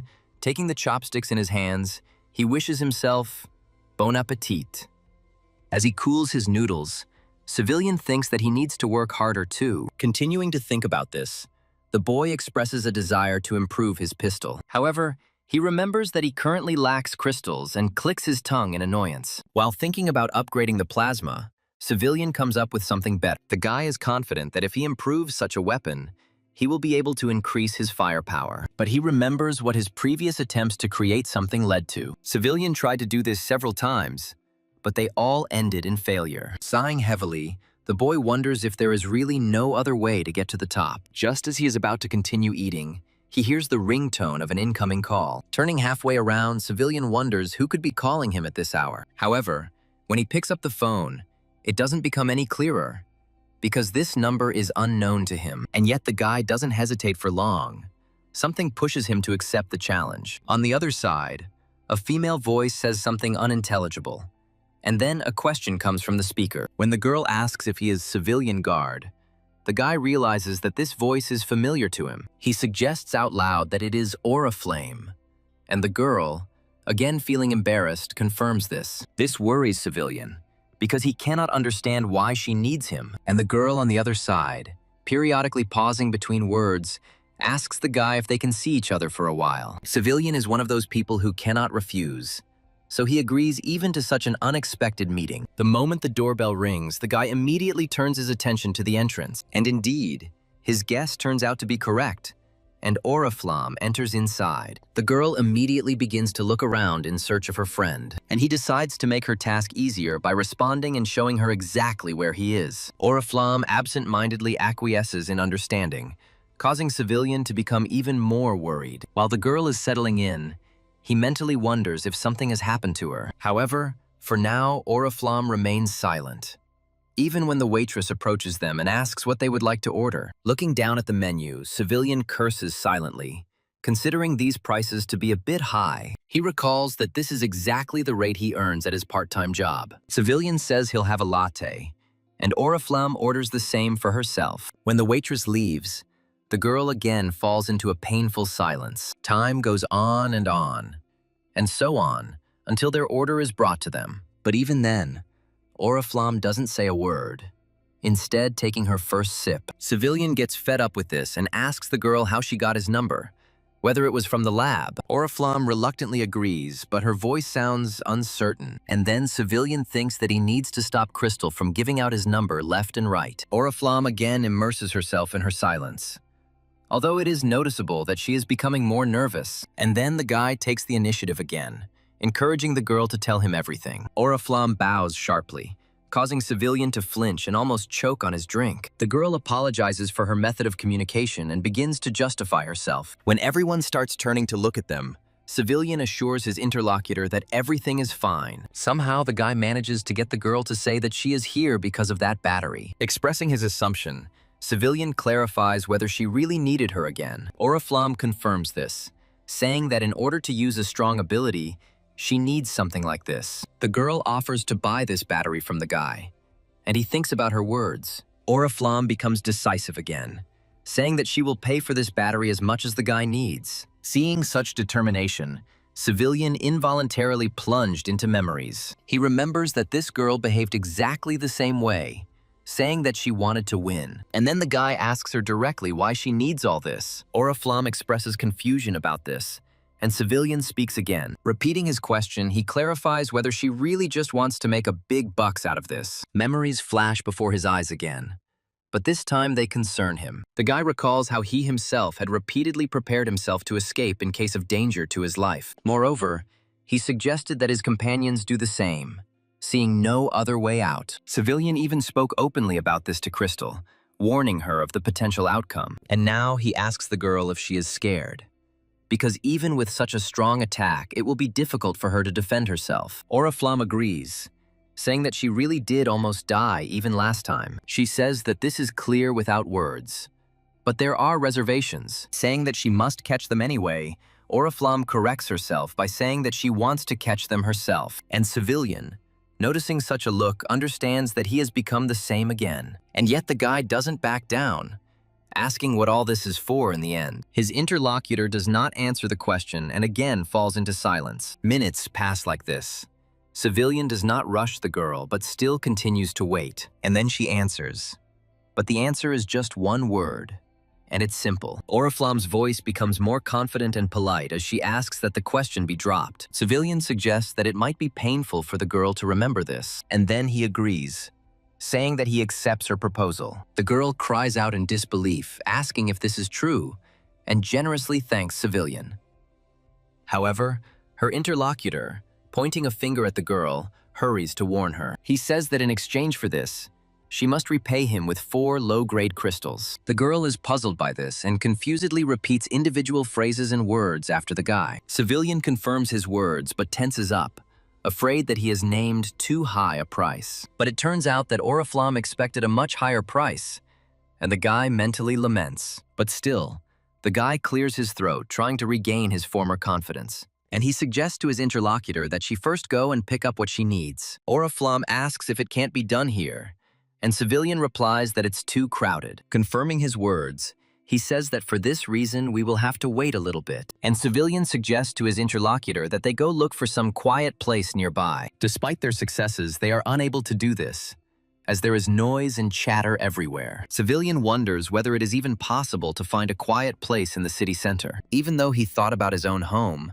The guy brushes it off, remembering his piles of trash. The guy is amazed that it is so difficult to find a deserted place at midday. He continues to look around, taking in the various signs, looking for a quiet place. However, all of them are either too loud and crowded, or not suitable at all. Civilian is amazed that this task turned out to be so difficult to accomplish. But at some point, his gaze comes across a motel sign. At first, the guy gets tense just from the thought of it. But then the idea no longer seems so stupid to him. He thinks that nothing else comes to his mind except this place. Civilian turns to his companion to check her reaction to this place. She turns out to be quite eloquent, which makes the guy even more nervous. Civilian tries to calm both of them down by saying that they will do everything very quickly. Oriflamme, although embarrassed, says that she understands everything. Before going inside, Civilian swallows nervously, afraid that the girl might think something unnecessary about him. And then he turns to the girl again, urging her to go.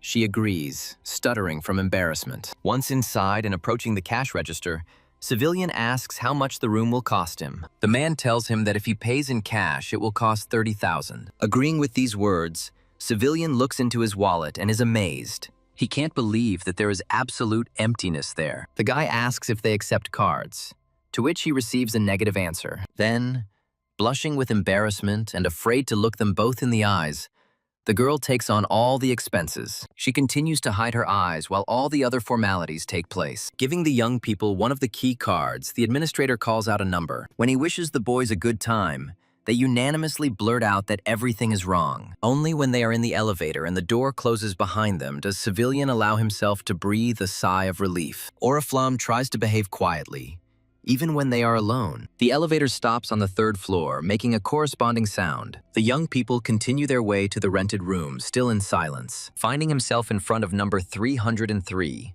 Civilian places his keycard on the sensor. The moment the door opens, he politely invites the girl to come inside. Once inside with her, Civilian asks if he can begin, and Oriflamme confirms this. Putting her bag on the bed, the girl reaches for the bag sticking out from it. Taking it out, she places it next to her and unties it, revealing low-level crystals. Counting out the required amount, Oriflamme hands them to her business partner. He is mentally surprised, noting the girl's intelligence. The guy curses mentally, belatedly regretting that he didn't ask for more. Oriflamme sits on the edge of the bed, looking expectantly at Civilian, and he speaks. Scooping up a handful of crystals, the guy asks the girl, "Well, shall we begin?" He says the name of his ability mentally, starting the transformation process. And when the necessary thing is in his hands, the guy immediately gives it to the girl. Without saying anything else, Oriflamme thanks Civilian for this. Sighing tiredly, the guy politely asks the girl if that's all. But for some reason,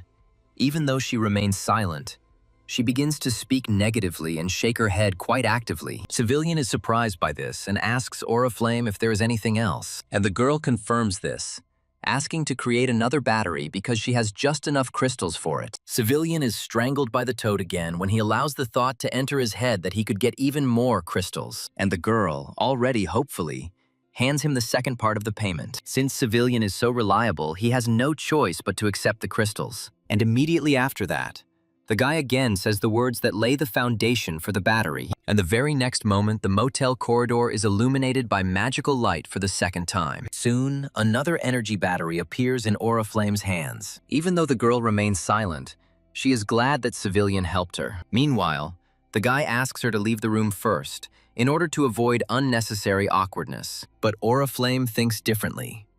It seems to her that, on the contrary, it is best to go out together. Civilian hesitates, but still says that he is not sure about this. The girl takes this casually, agreeing and saying that in that case, she's going. However, as she approaches the door and lowers the handle down, she stops. Under Civilian's surprised gaze, the girl hesitates a little and remains silent, but she still finds the strength to speak up and say goodbye politely. Civilian reciprocates, thinking that he will be out in about 10 minutes. He smiles good-naturedly until the door closes behind the girl. And then, looking at the crystals, the guy notes that he earned 4 crystals at once. Civilian is considering starting to sell batteries, an idea that seems pretty good to him. And while he is seriously thinking about this, on the other side of the window, on the street, a sound similar to an explosion is heard. The guy mentally wonders what is happening and where the explosion in the middle of the city could come from. However, the sound is repeated several more times, causing Civilian to flinch. The guy starts to tremble,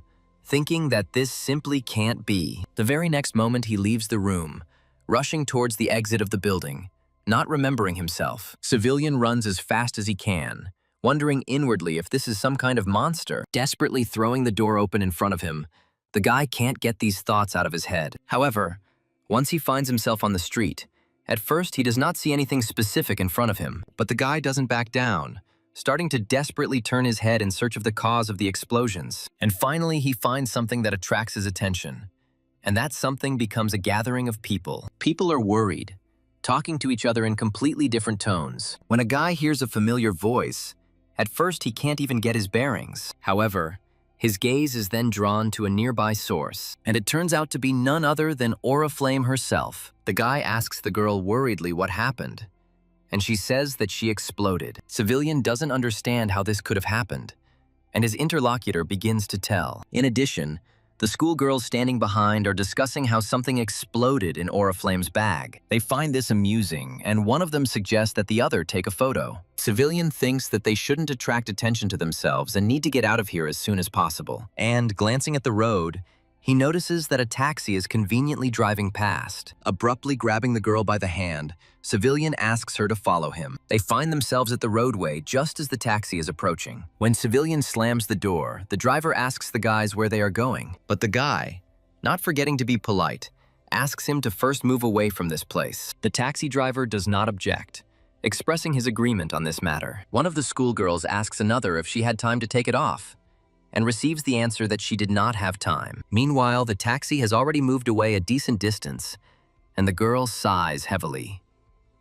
She says that she also didn't have time to take a photo and expresses regret about this. Civilian and Oriflame simultaneously let out sighs of relief. The guy states the fact that they almost got into big trouble. Oriflame agrees with him, adding that such attention does not lead to anything good. The guy agrees with her, and the taxi driver again clarifies where exactly they need to go. However, Civilian's head is filled with completely different thoughts. He is thinking about why his battery exploded, and yet, at the same time, the guy assumes that he has no choice and will have to take Oriflame to his home. With these thoughts, Civilian names the address where his house is located. The taxi driver agrees and expresses understanding on this matter, while the guy continues his thoughts. He thinks that he couldn't even imagine that the battery he made could explode. The rest of the journey passes in silence, and upon arrival, the taxi driver announces that they have arrived. When he names the exact amount, the guy counts it out and pays. Once they reach the door to his apartment, Civilian asks if she wants to come in. The guy thinks with great embarrassment that he has a real mess inside. Therefore, after apologizing to the girl, he asks her to wait for him a little. And although Oriflame can only guess the reason for this, she agrees with the guy. Civilian slips inside carefully so that the girl doesn't accidentally see his mess. Once inside, the guy spits in disgust, thinking that he was right, but he doesn't have time to crush. So Civilian begins to act quickly. Sighing heavily, the guy mentally notes that he needs to finish and invite the girl inside. Saying that his house is a bit untidy, Civilian allows Oriflame to come in. The girl reacts to this extremely calmly, agreeing with her interlocutor. Once inside, Oriflame politely asks for forgiveness for such a sudden intrusion. However, her gaze when looking at the guy's room expresses a different emotion. Saying that there is no room to swing a cat, Civilian asks the girl to sit on the bed. Taking the crystals in his hands, he calms her down, saying that he will check everything now. In a low voice, Civilian begins to recite the words of his spell. All this time, he carefully monitors the entire process, trying to understand what could have gone wrong. However, so far, everything is going exactly as usual, without any deviations from the norm or changes. But this is not enough for Civilian, and he wonders what could have gone wrong. Thinking that he might have done something wrong, the guy brings up the battery status window. Reading its description, Civilian notes that it is better than the plasma pistol. However, what he needs is not among all this information, and this is frustrating. Then Civilian decides to look at his own status window, assuming that it might be the issue. Beginning to read it carefully, the guy chuckled thoughtfully in the process. He manages to discover the problem, but along with it, the solution is also found. It turns out that only he himself can control the objects he creates. As he delves deeper into the analysis, Civilian begins to get confused, trying to understand what exactly the problem is. He suggests that the issue may not only be in the controls, but also in the greater distance than allowed. All these thoughts make Civilian dejected and start groaning in despair. He tries to understand the best way to solve this problem and hears the girl's concerned question. Forcing a smile onto his face, Civilian agrees with her and says that he is fine. And then he suddenly comes to the conclusion that it all comes down to one thing. Cursing quietly, he scolds himself for making such a stupid mistake. Looking at this girl, Civilian understands that the explosion of the battery is his responsibility. He feels uneasy just thinking that this device could have been not in the bag, but in the girl's hand. The guy blames himself for not studying the instructions more carefully. He keeps beating himself up because if he had done that, this wouldn't have happened. Plucking up his courage, Civilian confesses everything, saying that it is all his fault. Oriflamme is puzzled, asking incomprehensibly what exactly he means and why he thinks so. Civilian says that everything will be fine if the battery is handed over for a short time. But first, it must stay with him. Oriflamme asks what they should do then, since these crystals are all she has. Civilian remains silent, stalling for time, because the situation they find themselves in is not a pleasant one. Unable to bear it, the guy looks away, running an unpleasant thought through his head. Despite his reluctance to do so, the guy understands perfectly well that Oriflamme needs to repay the debt. He plans to return the crystals to her and add something else to them, since the explosion was his fault. Thinking about how much this was weighing on his soul, Civilian suddenly stopped himself. He comes to the conclusion that it is not necessary to hunt alone. And then Civilian turns to Oriflamme, and she responds willingly but a little frightened. A guy asks his interlocutor if she would like to hunt with him. Oriflamme repeats the words after him so slowly, as if she does not fully understand their meaning. Meanwhile, Crystal, in her laboratory, chuckled thoughtfully. Taking one of her protocols in her hands, the girl turns over several sheets. She runs her eyes along the lines until she finds what she needs. And only then do Crystal's lips stretch into a satisfied smile. The girl calls her secretary with the order to call Clea and Shine to her. The subordinate responds to the laboratory director with unwavering agreement. Crystal utters only one word, but from it becomes clear that what she has been waiting for a long time has happened. And indeed, the girl adds that she has found what she had been looking for so long. Every time the foot steps on the ground, it crunches loudly. This forest stretches for many miles, and it is very easy to get lost in it. That is why those who are here now use a navigator. Continuing to make their way through all this jungle, the couple stubbornly moves towards their goal. However, at some point the younger one gives up, unable to withstand such a long and difficult road. Breathing heavily, Shine asks his interlocutor to rest at least a little. Clea refuses him and reminds the younger one that they can't do this. Shine gets angry, saying that Crystal always burdens them with hard work, and he also hates walking. In response to this, the elder says that they must respect this girl. Before he starts to object, Shine takes a deep breath, and then he starts listing the rejections they received because of confidentiality. Clea agrees with her interlocutor, also starting to speak in favor of confidentiality. Shine interrupts him, saying that he knows that means they can't be seen by people. Clea expresses satisfaction, and the younger one clicks his tongue in displeasure. Checking the map, the hunter thinks about what will happen if Crystal's words are true. However, something makes the guy distracted from his thoughts. With a sharp jerk of her hand, Clea makes her companion stop. After this, silence hangs between them for a few moments.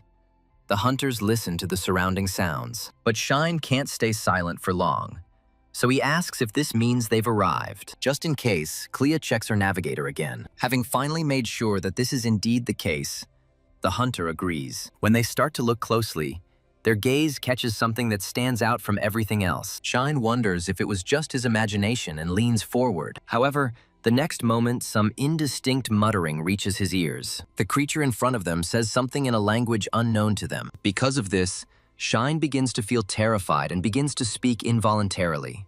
And even though he does it quietly, the hooded figure immediately reacts to the teenager's voice. She jerks forward, causing the thin fabric to fall from her head, revealing who was hiding under the cloak. Clea quickly rushes to the younger one, covering his mouth so that he doesn't accidentally scream again. The unknown creature continues to look around in search of the one who disturbed its peace. It's clear that he failed to detect the hunters.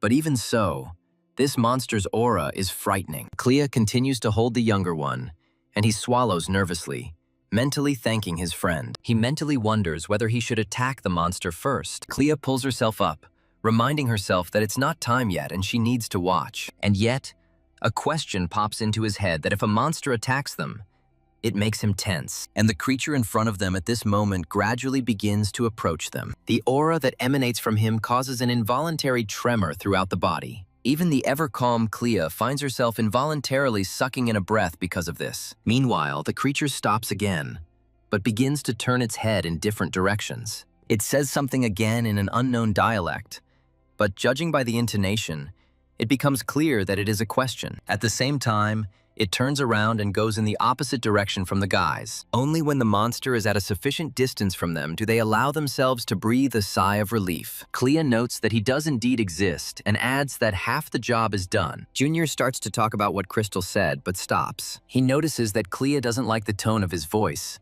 so he corrects it. The boy asks if they are close to what Crystal was talking about. The elder hunter nods, accompanying his gesture with words confirming his agreement. But he says that seeing it is one thing, and catching such a beast is quite another. The boy quickly picks up on this, saying what he's going to do then and snapping his fingers. And the next moment, a whirlwind begins to form in front of him, joyfully greeting its creator. And the boy, with anticipation and hope in his voice, asks if they are going after him. Meanwhile, in a slightly different location, Civilian activates his ability, and the next moment, a battery appears in his hands, crackling as usual. The guy throws it to the person next to him, accompanying the movement with appropriate words. The battery is caught by hands that are already familiar to us, and immediately a female voice is heard. Clutching the object tighter, an extremely pleased Oriflamme thanks the guy. For some unknown reason, Civilian begins to feel uneasy about this, but he quickly overcomes himself and, sharply throwing away his weapon, points it at the enemy. It turns out to be the hound we know, and it lets out a warning growl. And the next moment, her relatives appear next to her, and the dog rushes forward with them. Civilian asks a rhetorical question, asking, "Well, shall we shoot?" And the very next moment his shot rings out, spreading throughout the entire area. Meanwhile, these guys, with the help of Shine's ability, continue their activities. The boy sighs, assuming they've almost reached their target. The elder hunter shudders, his back covered in goosebumps from a bad feeling. And then, right next to him, a terrible, heartbreaking roar is heard. But Clea manages to react quickly, thanks to which she avoids the dangerous blow. Trying to keep his opponent in place, the hunter asks the younger one to get ready. Civilian continues his own fight, reloading his weapon. The frenzied barking of the hounds surrounding him attracts other individuals. Driven by their instinct, they flock together in several packs and run, urging each other on with their barking. But Civilian shows no fear, bravely continuing to fire at the monsters alternately from two cannons. Repeating their movements, the blaster beams quickly rush towards their target. However, the dogs do not pay attention to this. Their primary goal is to tear the victim apart. Naturally, there is a harsh price to pay for this, but predatory instincts cannot be overcome. And yet, thrown back, one of the individuals lets out a plaintive whine. The rest, ignoring her, continue to run towards Civilian. He, realizing the scale of the unfolding battle, quietly utters a curse. But the guy doesn't back down, continuing to fire his guns. He successfully manages to hit 2 of the 3 targets, and Civilian awaits the result. It lives up to his expectations. The hounds begin to run away from the source of the explosion. Then, taking advantage of this moment, Civilian turns around, addressing his partner. She carries out his command as soon as the guy voices it, and he thinks that it is time for the second step. Without wasting a second, Oriflamme uses the battery, synchronizing with it. Swallowing nervously, Civilian thinks that now it is time for the third step. With these thoughts, the guy throws a nanowire at the feet of the nearest dogs. Finding itself dangerously close to her, the hound only has time to sense something is wrong, because the next second the net bursting out of the device entangles her. And not only this particular individual, the improved version of the nanowire allows for much more. Civilian grins contentedly, thinking with satisfaction that his plan worked. The hounds, as usual, continue to growl and bare their teeth no matter what. At the same time, they desperately try to break free from their bonds by pulling on the net. Noticing the overly active attempts of some of the individuals, Civilian becomes puzzled. Looking closely at the drones, the guy notes that they can barely withstand such an onslaught. Civilian mutters sullenly, fearing that they won't be able to hold out like this for much longer. As if echoing his thoughts, the drones begin to walk around, miraculously still remaining in place. The restless hounds, however, continue to try to escape from the snare. Civilian grips his pistol tighter and curses with remorse. He simply has no choice but to finish off at least the most violent individuals. Of course, this does not pass without a trace. The explosions lead to even greater unrest. One of the hounds manages to break free very successfully and make a quick leap towards Civilian. Realizing that his life is now hanging by a thread, the boy shouts out the name of Oriflamme. The girl, shouting over the loud barking of dogs and the crackling of her static, says that everything is ready. Realizing that the situation is about to become critical, she immediately fires a volley of her electricity. This saves Civilian from certain death, and, being prepared for such an outcome, the guy abruptly steps back. After he himself falls to the ground, the body of the hound falls down in front of him. There are still charges around, and the guy groans, exhausted and at the same time relieved. However, this was only a small part of the hounds. There are still others left, and they are not sleeping. The nearest dogs rush straight at the girl, barking furiously along the way. But Oriflamme is ready for such a development of events, and it is charged at full capacity. Even her eyes sparkle when the girl is about to perform her maneuver. And, having completed her preparations, the huntress directs her energy towards the hounds, unleashing all her wrath upon them. However, it not only destroys those who run towards it, but also acts in advance. This explosion is so powerful that it not only deafens, but also blinds. Even Civilian gets it from this, and the guy has to turn away and lower his eyes so as not to go blind. After some time, he carefully opens his closed eye. What the boy sees ahead leaves him dumbfounded, and he can barely contain the urge to scream. All the dogs in front of him are either dead or in their death throes. And then the guy swallows nervously, amazed at the scale of the destruction caused by Oriflamme. It turns out to be truly impressive, because in front of Civilian there is not a single dog that is capable of moving. Thinking about the fact that more than 60 hounds have been defeated, the guy grins, noting the high fighting spirit of this girl. Meanwhile, a rustling sound is heard behind him, causing Civilian to turn around. Oriflamme, as if not believing that she did it herself, says, "Who would have thought?" At this moment, Civilian gets up and begins to shake off the road dust. After this, picking up his backpack, the guy smiles contentedly and turns to his partner. He asks her if their agreement to go deeper into the thicket is still valid. The girl is surprised by this, asking if he really wants to do this right now. Civilian confirms this, smiling and saying that once they have started, there is no turning back. Oriflamme decides not to argue with the guy, and they continue on their interrupted path, going deeper and deeper. Meanwhile, Clea continues her own battle, but her opponent is more agile. The push is so strong that the guy is thrown back several meters. Moreover, such power knocks all the air out of the hunter's lungs. Seeing how bad things are for his friend, Shine desperately screams out his name. Physical strength gives way to will, and Clea falls from a height, collapsing exhausted. His opponent, however, is not going to make any concessions, clenching his fist to deliver his next blow. He gets quite close,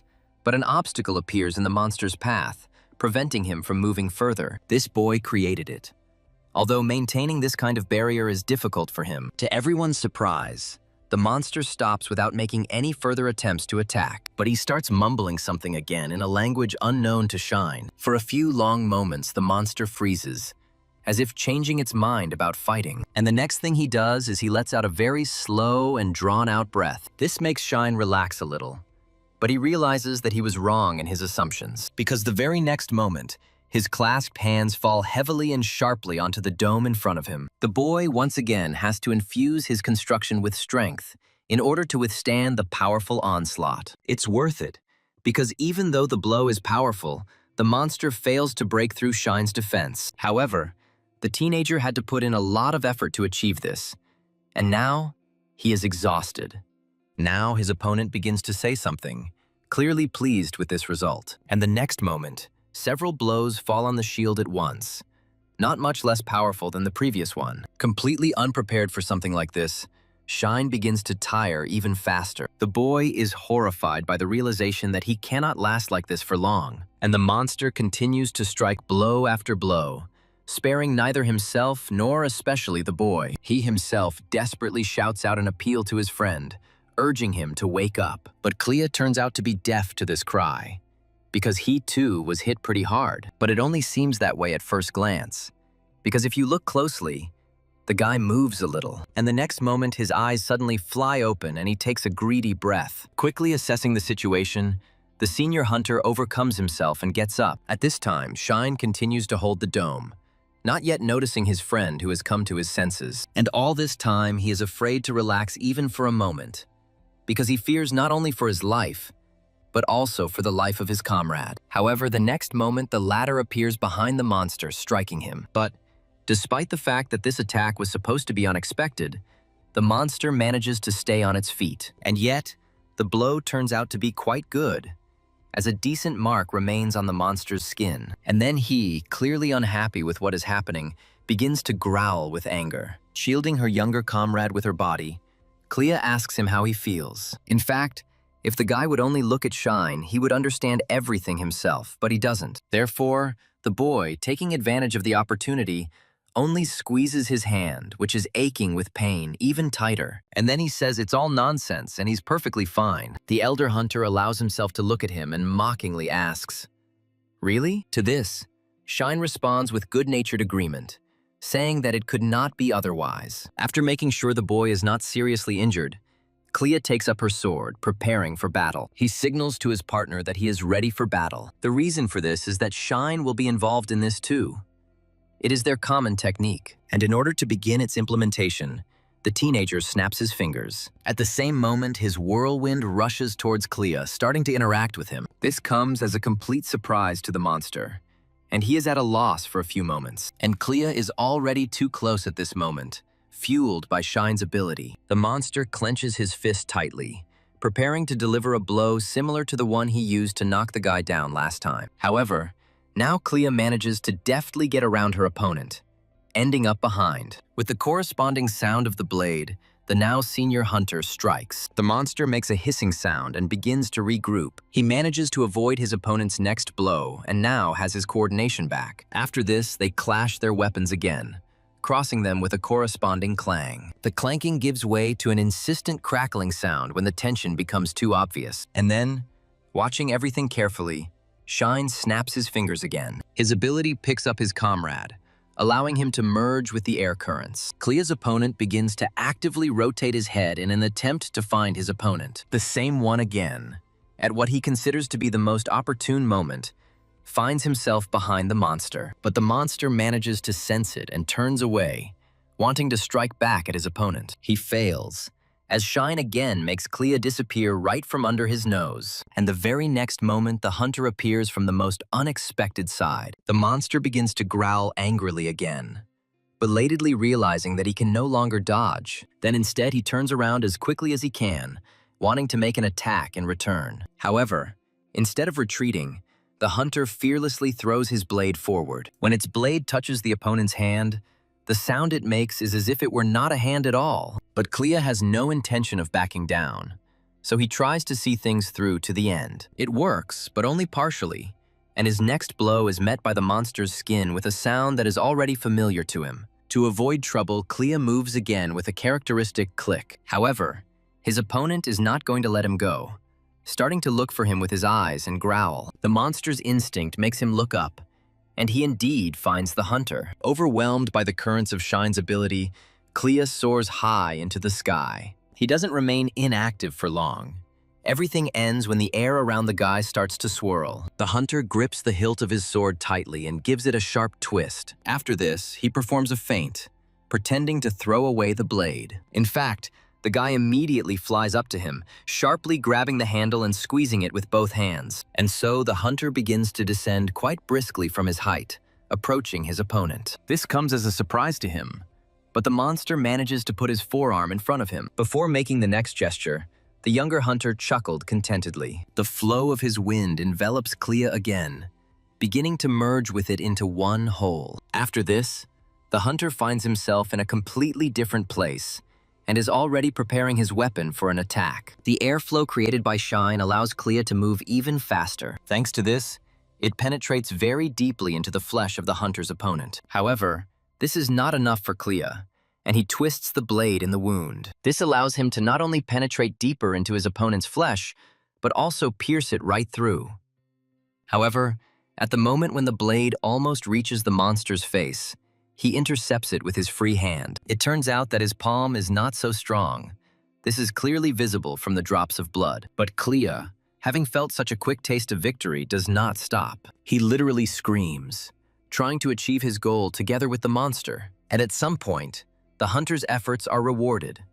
The sword enters the flesh. It happens with a nasty, disgusting crunch, and blood sprinkles the clearing. The monster's body falls limply, like a rag doll, straight down. Despite this, blood continues to flow from the open cuts for some time. Well, in another place, several shots are heard once again. Despite the aggression in their red eyes, for some reason the hounds stand calmly in their places. However, the very next moment, the first of them begins to fall, unable to stay on its feet. Following her, a similar fate befalls all the other individuals. And from the fired pistol, smoke still slowly comes out in a thin, hissing stream. Oriflamme is glad that everything happened very quickly and safely. Civilian agrees with her, adding that it all seems so easy. The girl agrees, noting that this way one can hunt weak monsters of different types. However, she adds that one should not forget about their peculiarities. And the guy agrees with her. However, Civilian mentally notes that even the lowest level is not easy to overcome. The guy compares life to a game, saying that they are completely different. After all, the leading factors here are abilities, situation, environment, and mathematical variables. Combat effectiveness here is not determined by level, and if this happens, it is very rare. Oriflamme puts in its 2 cents, adding that careful preparation is important here. Civilian agrees with the girl, saying that all this is undoubtedly true. Oriflamme is thinking about this more seriously, considering that upgrade to be preparation. The guy nervously shudders, reminding his interlocutor that he said that he had failed several times before. Still, he agrees, admitting that the upgrade is an unresolved issue. He remembers that this has already failed 5 times, and remembers the absorbed crystals. Civilian also recalls that he even tried to swallow 10 of them at a time. Oriflamme is amazed, calculating the cost of each one that the guy just threw away. Civilian begins to discuss the cost of a regular pistol, drawing a parallel with the one he absorbed. Oriflamme suggests that in this case, he try to improve something else. Civilian answers her negatively, but there is regret in his voice. And then he confidently says that he will continue to conduct the experiment, even if it takes a long time. Hearing the words about the experiment, the girl asks about it again to clarify. Meanwhile, in another part of the forest, a pair of hunters continue their journey. The grass crunches under their feet in a familiar and almost non-irritating way, and the younger one begins to suffer from shortness of breath again.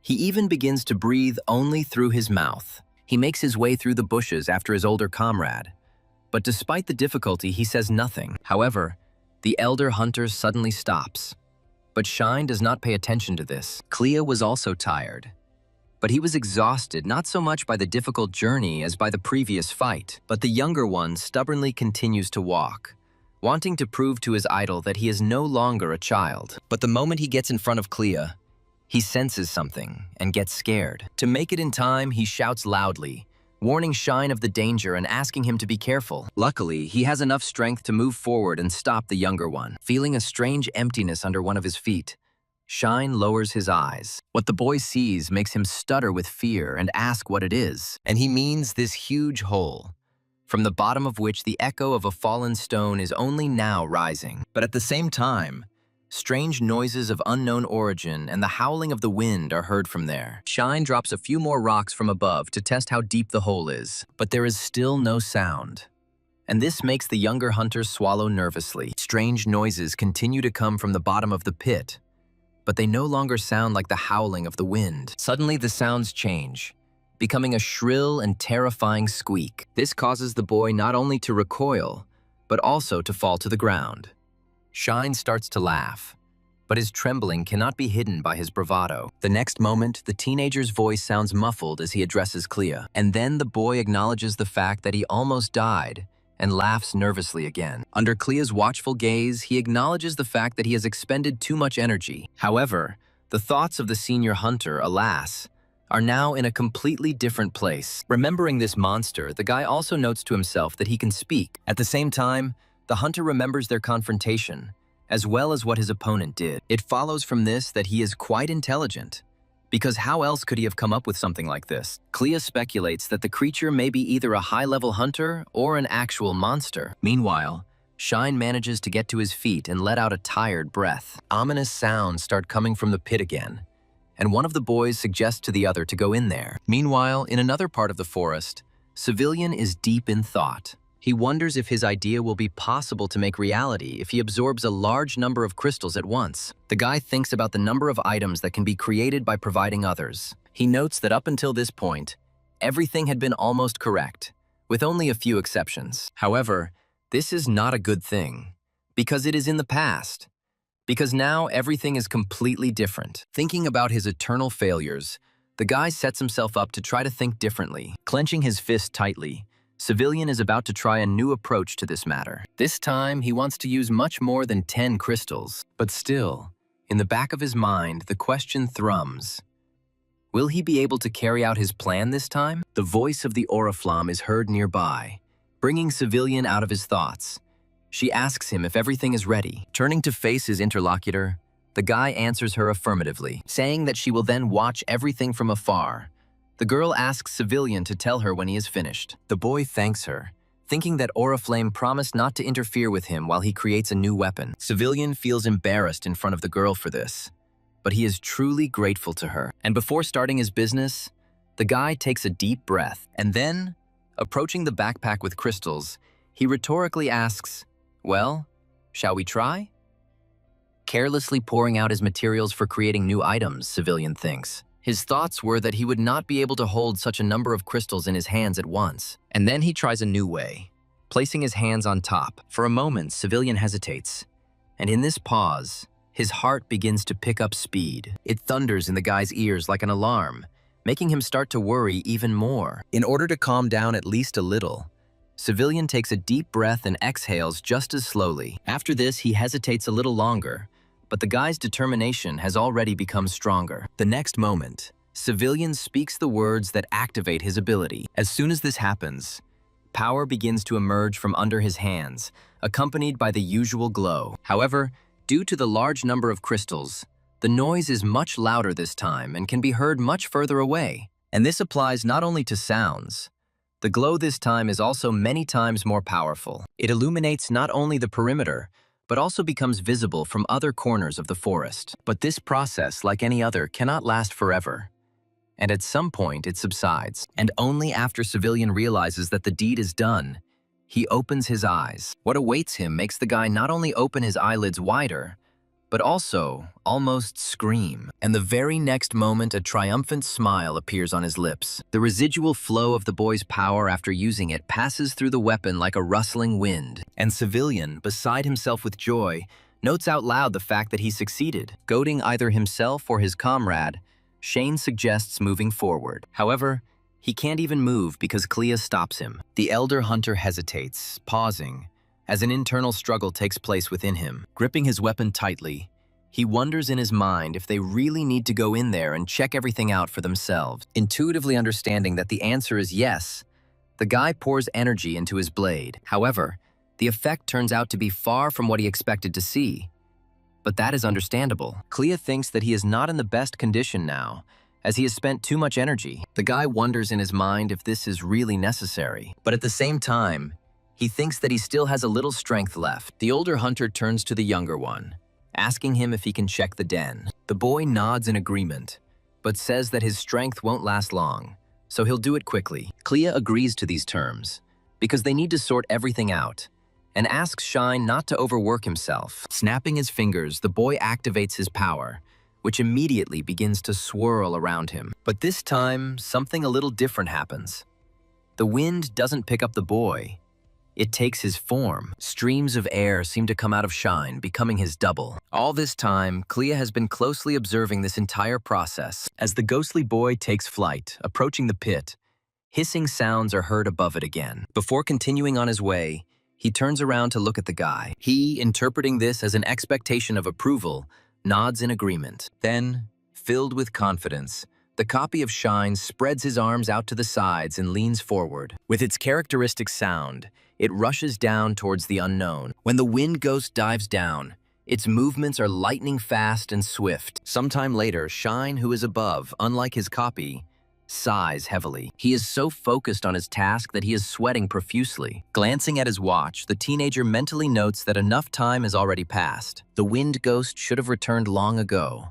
But for some reason, he is still not here. And just at that moment, it would seem, he reaches the bottom of the pit. But not everything is so clear-cut. What appears beneath his feet is something completely different from what he expected. Instead of a solid surface, there is water. As soon as the projection tries to look around, it notices something that puzzles it. Along with the projection, Shine is also puzzled. The teenager cries out in amazement and uncontrollably. After this, he suddenly loses his strength and, falling to his knees, begins to tremble and groan exhaustedly. Seeing her friend suffering, Clea approaches him and asks worriedly about his condition. For some time, the boy doesn't even find the strength to answer. But then he says that he thinks he's found what he needs, although he's not entirely sure. The elder hunter's face changes, thinking that they have finally found what they were looking for. But he doesn't allow himself to get too lost in thought. Extending his hand to his friend, he immediately accepts the support, placing his own palm into Clea's. And when the older hunter helps Shine up, the boy groans with effort. Glancing at the sky, Clea invites the younger one to come back. He doesn't say anything in response, but nods, thereby expressing his agreement. And with these thoughts, in solidarity, the hunters head back in the direction they came from. However, at some point, Clea stops and turns around. He looks towards the pit in silence. But conflicting thoughts are swarming in his head. Meanwhile, an ominous squeak is heard from there again, which does not bode well. But the senior hunter pulls himself together and, pulling himself together, reminds him that it's still too early. However, clenching his fist, he also mentally adds that they will return here again soon. When they return to the laboratory, night has already fallen on the city. Leaning back in her chair, Crystal begins to speak. She clarifies with her interlocutor, asking him that the two of them are not enough. Clea confirms these words, saying that, who knows? Maybe there is someone stronger than that monster. The girl chuckled vaguely and said that now it was no longer a secret to anyone. The hunter responds by saying that he has several people in mind. His interlocutor's first reaction is surprise, and then she speaks up again. Crystal asks Clea who these people are, and as these candidates the hunter names, Civilian and Oriflamme. Hiding a satisfied grin behind her words, Crystal asks the guy the reason for this. Clea tells the girl about how he saw Civilian at the training center. The guy says that back then he didn't look like someone who stood out much. Clea suggests that this man was not noted at the training center as a highly skilled hunter. Crystal thinks about it and says that perhaps Civilian is connected to some group of hunters. The girl praises Clea's memory, arguing that he remembers a man who was not particularly remarkable. The hunter brushes this off, saying that he is just preparing for what awaits them all. Crystal says that makes sense and wants to continue, but the guy interrupts her. He says that there is no time to waste, otherwise they will miss them. And besides, he sees this as an excellent opportunity. It is about bringing together Oriflamme and Cialian, as Crystal wanted. To this, the girl says that in that case, they need to be called. Sometime later, a helicopter lands at the laboratory's helipad. Coming out of it, Civilian notes that this place is very noisy. Following the guy out of the helicopter, a girl emerges, letting out a heavy sigh. First, the rhythmic clicking of heels is heard, and then their owner appears. When meeting her guests, Crystal greets them graciously. Civilian returns the favor, noting that they haven't seen each other for a long time. Oriflamme also keeps up with him, but greets him more formally. Without wasting any time, Crystal invites the young people to go inside and talk there. After the last cup is placed on the table, there is a moment of silence. Civilian can't stand it and interrupts him first, asking the laboratory director why she called them. The girl no less directly notes the straightforwardness of her interlocutor and says that she has an assignment for the hunters. This time, Oriflamme enters the conversation, asking a clarifying question on this matter. The scientist starts from afar, saying that the horned mutant rabbit and the metal slime are connected. Hearing these words, Civilian immediately remembers his battle with both of them, and he immediately asks Crystal what she is talking about. And the girl sets a condition. She says this information is top secret, and they need to make a choice. Hearing the question of whether they could risk their lives, Both hunters swallow nervously, and while the guy is thinking that this conversation is strange, the girl says that she agrees. Crystal warns her that if problems arise, the lab won't be able to help them, like with the metal slime. Oriflamme says that she understands this, but she has already decided everything for herself. Civilian also expresses his agreement, saying that he will not stand aside either. Crystal reiterates her words about confidentiality. When she expresses hope that the boys understand that this all needs to be kept secret, they confirm this. Clapping her hands loudly, the scientist suggests starting, and suggests that this conversation could prove very interesting. Starting to talk about their country, the girl corrects herself, saying that monsters can hide in many other countries. Civilian nods understandingly, agreeing with this, and adds that there are a lot of them. The woman gently reprimands him, saying that she means monsters among men.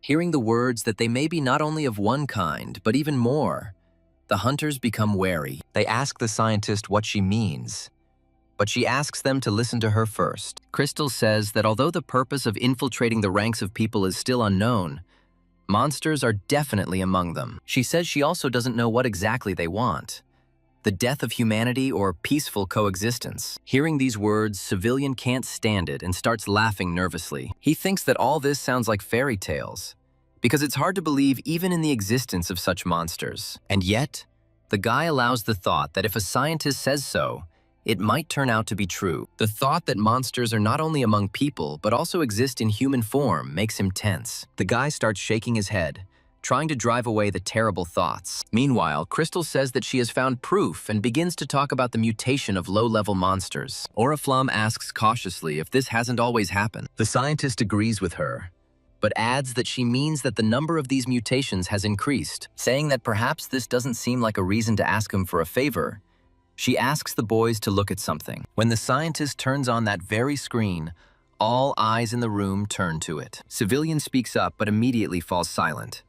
He simply doesn't have the right words. Crystal explains that this screen marks all the locations where mutant monsters appear and praises them. As she repeats that mutants have appeared before, Civilian notices a familiar rabbit. It turns out to be the very same creature that he managed to catch for the first time. Crystal confirms this and points to an image of a metal slime that is also familiar to them. Civilian asks her if this is really the proof. The scientist agrees that this does not prove anything, and says she has conducted further research. Switching the slide, she says that she was trying to determine where mutant monsters usually appear. An image of a creature that is also familiar to only 2 of the hunters present appears on the screen, and the scientist informs the others that this monster was caught by Shine and Clea. Crystal says that this creature can talk, but its speech is different from human speech. A teenager joins the conversation, saying that catching this monster was difficult. Civilian is much more concerned about the fact that the monster can talk. The boy reacts with hostility, asking if he is really calling him a liar. Shine continues to speak heatedly,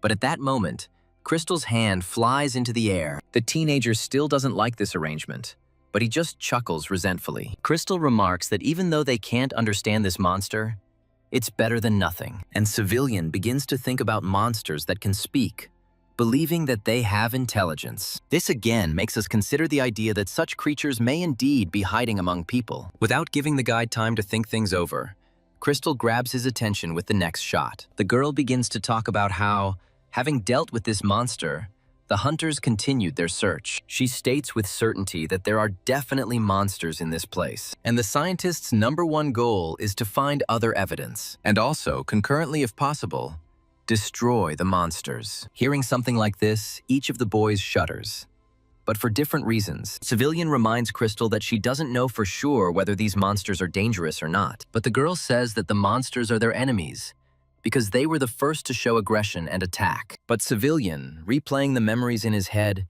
now wonders if this is true. Crystal asks them to check everything first, because for now their goal is search and reconnaissance. When Oriflamme hears words about war, she asks if there is a possibility that it will not happen. And her interlocutor, in response to this, says that she really wants to believe it. The next moment, Crystal rises from her seat and approaches Civilian. When she extends her hand to the guy, he doesn't quite understand what this girl is trying to achieve. Meanwhile, she asks the hunter whether he will try to do this for her or not. Civilian looks at Oriflamme and notices that she is looking straight at him. Such a close gaze makes him feel uneasy. and the boy looks at the other hunters. This kind of attention to his person makes him feel uneasy, and Civilian begins to think feverishly. He asks himself why he feels like he's being drawn into something big and under so many pairs of eyes. Unable to bear it any longer, Civilian shakes the woman's hand. He says, "So be it," and expresses his agreement to try to make everything a reality. However, Civilian sets a condition that he will go and see everything for himself. Oriflamme smiles indulgently, and the other hunters agree with her. Shane voices the thoughts of everyone present, smiling and saying that he expected nothing less from Civilian. Giggling playfully, Crystal says she relies on them. Sometime later, the car is already racing at great speed towards the forest. When she stops abruptly, Crystal is the first to exit the salon. All the soldiers standing at the fence, without any agreement, turn their gazes towards the new faces. The girl walks towards them with her usual hip gait, feeling extremely inspired. The same cannot be said of her passengers, with Civilian being particularly uncontrollable, saying he feels sick. The rest of us also feel not that much better, being almost on the edge. Having recovered a little, Civilian turns to the guys, asking if Crystal always drives like this. Shane's words about many people not being able to stand this raise further questions for him, and the girl just laughs at this and says that they have arrived where they needed to. She has already managed to agree on everything and stands invitingly at the border, inviting hunters inside. Now the first of them moves from his place, and soon all the others follow suit. Shine suggests moving forward because it's unknown how long everything will take. Civilian teases the younger one, asking him if he is pretending to be strong when in reality he is trembling with fear. Oriflamme maintains a friendly atmosphere, saying that she will protect him, and the boy gets excited, screaming slightly aggressively and asking who asked her about this. Clea remarks that they shouldn't linger any longer and invites the rest of the hunters inside. Crystal speaks loudly to be heard over the rising wind, wishing the boys good luck, and then he adds more quietly, asking each of them to return alive. Even just breaking through the gaps in the treetops, the sun is scorching. Wiping sweat from her face, Oriflamme sighs heavily and turns to one of her companions. She asks the hunter how long it will take. Clea says they're going in a straight line, but it's unclear whether they'll have to spend the night here. The girl expresses only understanding out loud, but she feels uneasy. Civilian thinks that the current situation requires keeping everything secret. He continues his thoughts on this matter, understanding why all modes of transport were excluded. At this time, Shine lets out a laugh and says that with his ability, they could easily deal with it. Clea, in her usual manner, pulls up the younger one, reminding him that this is not allowed. Civilian also understands why this is necessary, because something could go wrong, and Shine's powers would be needed. The guy concludes that all they can do is walk. His thoughts are interrupted by Shine's disgruntled voice, which says that then they need a car or a helicopter. And then Civilian himself could not stand it any longer, sternly calling out to the younger hunter. Looking up at the elder, he asks in confusion what is going on. Civilian quickly softens his expression and says he's just bored. The teenager doesn't like this answer, and in this case, he suggests that the guy have some fun with Oriflamme. Clea snaps at Shine, reminding him that he told him not to say that. The boy begins to speak confidently, but stops and mumbles something incoherent. The elder hunter tells him to apologize to the girl and to treat her with respect. Shine stubbornly refuses to do this, again starting to shout. Then Clea resorts to extreme measures, again, but in a scary voice, addressing the teenager by name. Knowing firsthand what this entails, he expresses his understanding, and then he reluctantly but politely apologizes to Oriflamme, speaking to her formally. This makes the girl feel uneasy and she starts to hesitate, but she accepts the apology. Civilian thinks sadly that this is once again a one-man show. Meanwhile, Clea notices something and freezes in her tracks. He raises his hand so that it can be clearly seen, and so that everyone understands that it is time to remain silent for now. However, not everyone understands this gesture, and Shine asks the hunter why he did this all of a sudden. And then, to make it clearer, his interlocutor makes another gesture, asking the younger one to be silent. Civilian tenses up because he already guessed what this all means. And to confirm his words,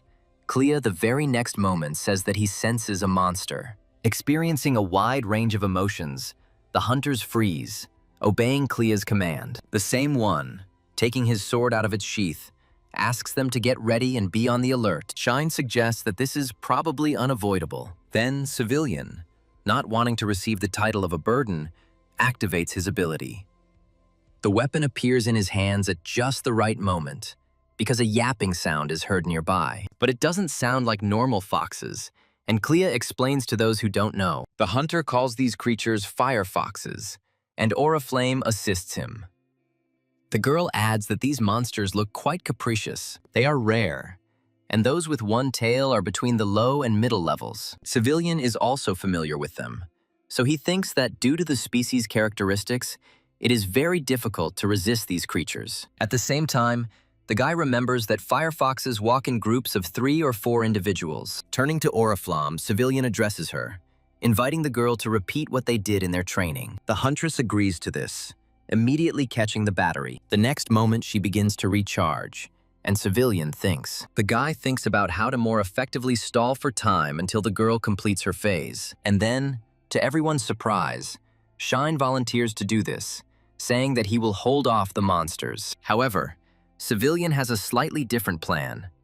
First and foremost, he intends to ensure the security of the rear. As the nanowires fly and spin, they attach themselves exactly where the guy points them. In this way, Civilian will implement the already announced part of his plan. And the guy adds to himself that this way the firefoxes won't be able to attack them from behind. Meanwhile, the first creature is already very close, emitting an ominous yapping sound. Clea is the closest to her, and they clash. The creature turns out to be very agile, and its claws are sharp, so it manages to draw first blood. However, Civilian wasted no time at this point, already preparing his new weapon for attack. It charges faster than a plasma pistol, so the volley is fired in the next instant. But the guy doesn't intend to end there, preparing for the next attack. The firefox notices something wrong quickly, reacting to the slightest vibration in the air with lightning speed. At first, it is not entirely clear what she is doing, but the next moment explains everything. As the creature descends to the ground, it raises its tail high and something begins to happen to it. 3 burning clots separating from him rush towards danger as quickly as all the fox's movements. Of course, it is the projectiles fired by Civilian. At their final point, both sides merge into one, and a rather impressive explosion occurs, from which nothing escapes. It is so bright and large in scale that Civilian is forced to cover himself. And then he grins sadly, noting the rather impressive intelligence of the firefoxes. Meanwhile, Clea races towards her target, eager to seize the opportunity. Not even a second passes before the sound of cutting flesh rolls through the area. Blood bursts out of the cut in a fast stream, breaking up into small splashes. The hunter stops, because his work is completed. Civilian, wanting to raise morale, states that one of the firefoxes has been defeated, but the very next moment he notices others and warns his comrades about them. Clea, who is closest to him, expresses his understanding. Meanwhile, 2 firefoxes are rapidly approaching them. Civilian thinks that if things continue like this,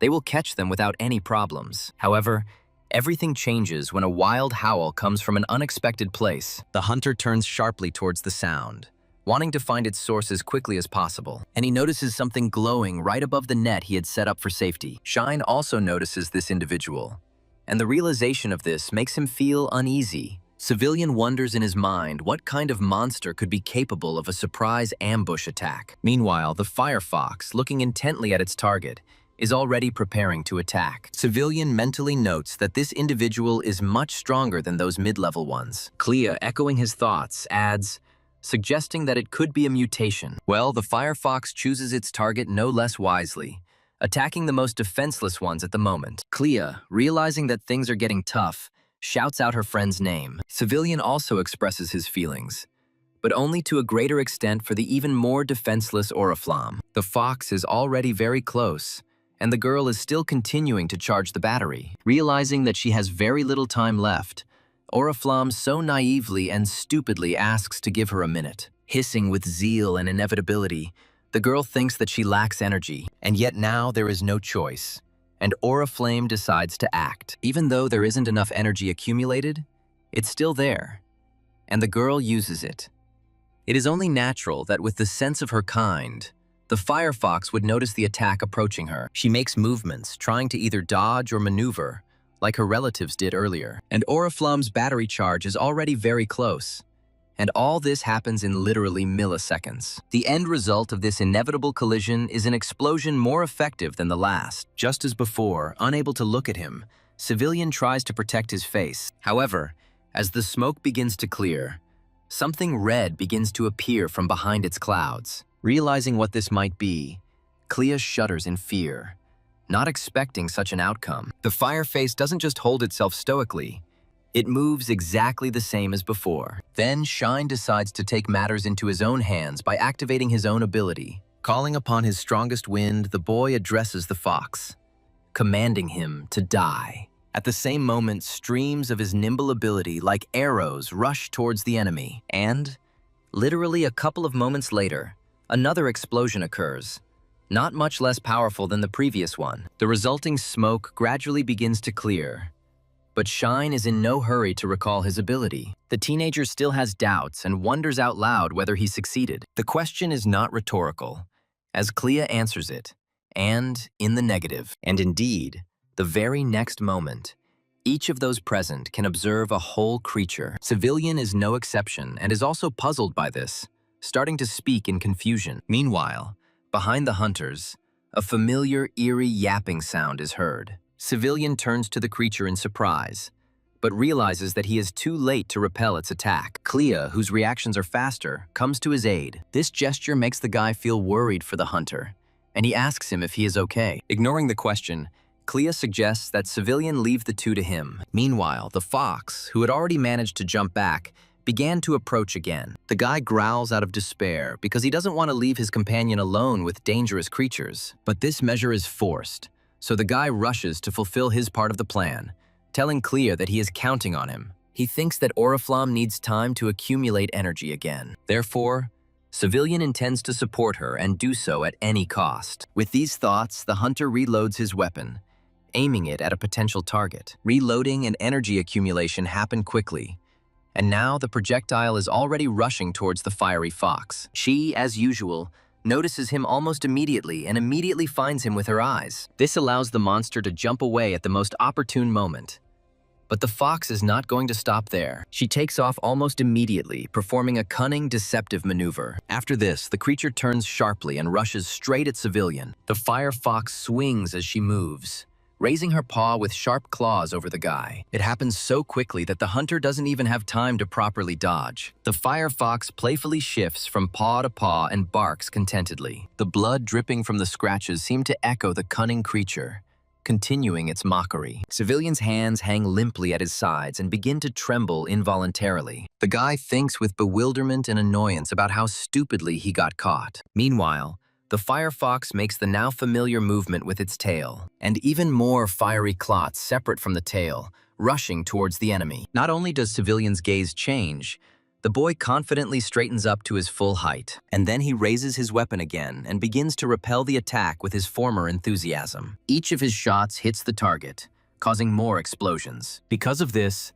a dense smokescreen appears between the fire fox and the hunter. However, for a creature accustomed to relying on its instincts, this is not an obstacle. It pounces on the enemy, wanting to sink its teeth into him.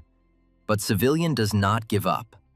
He not only uses his weapon as a shield, but also pushes the fire fox away from himself. Pushing the creature away from him, Civilian again fires a series of shots, wasting no time. However, despite the quick and sudden attack, the fire fox notices her too. And although it seems that she is frozen in a stupor, in fact, this is not the case.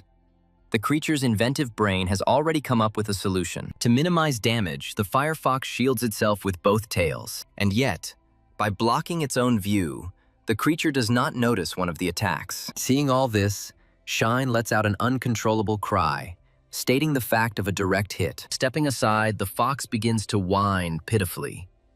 But she has no intention of giving in and retreating so quickly. Rotating around its axis, the creature gathers strength to fire an even more powerful shot. With nothing to do, Civilian is forced to answer the fire fox's challenge again. He fires as many shots as the number of lights the fox directed towards him. Their trajectories correspond exactly to each other, and it becomes clear that a collision is inevitable. And so it happens.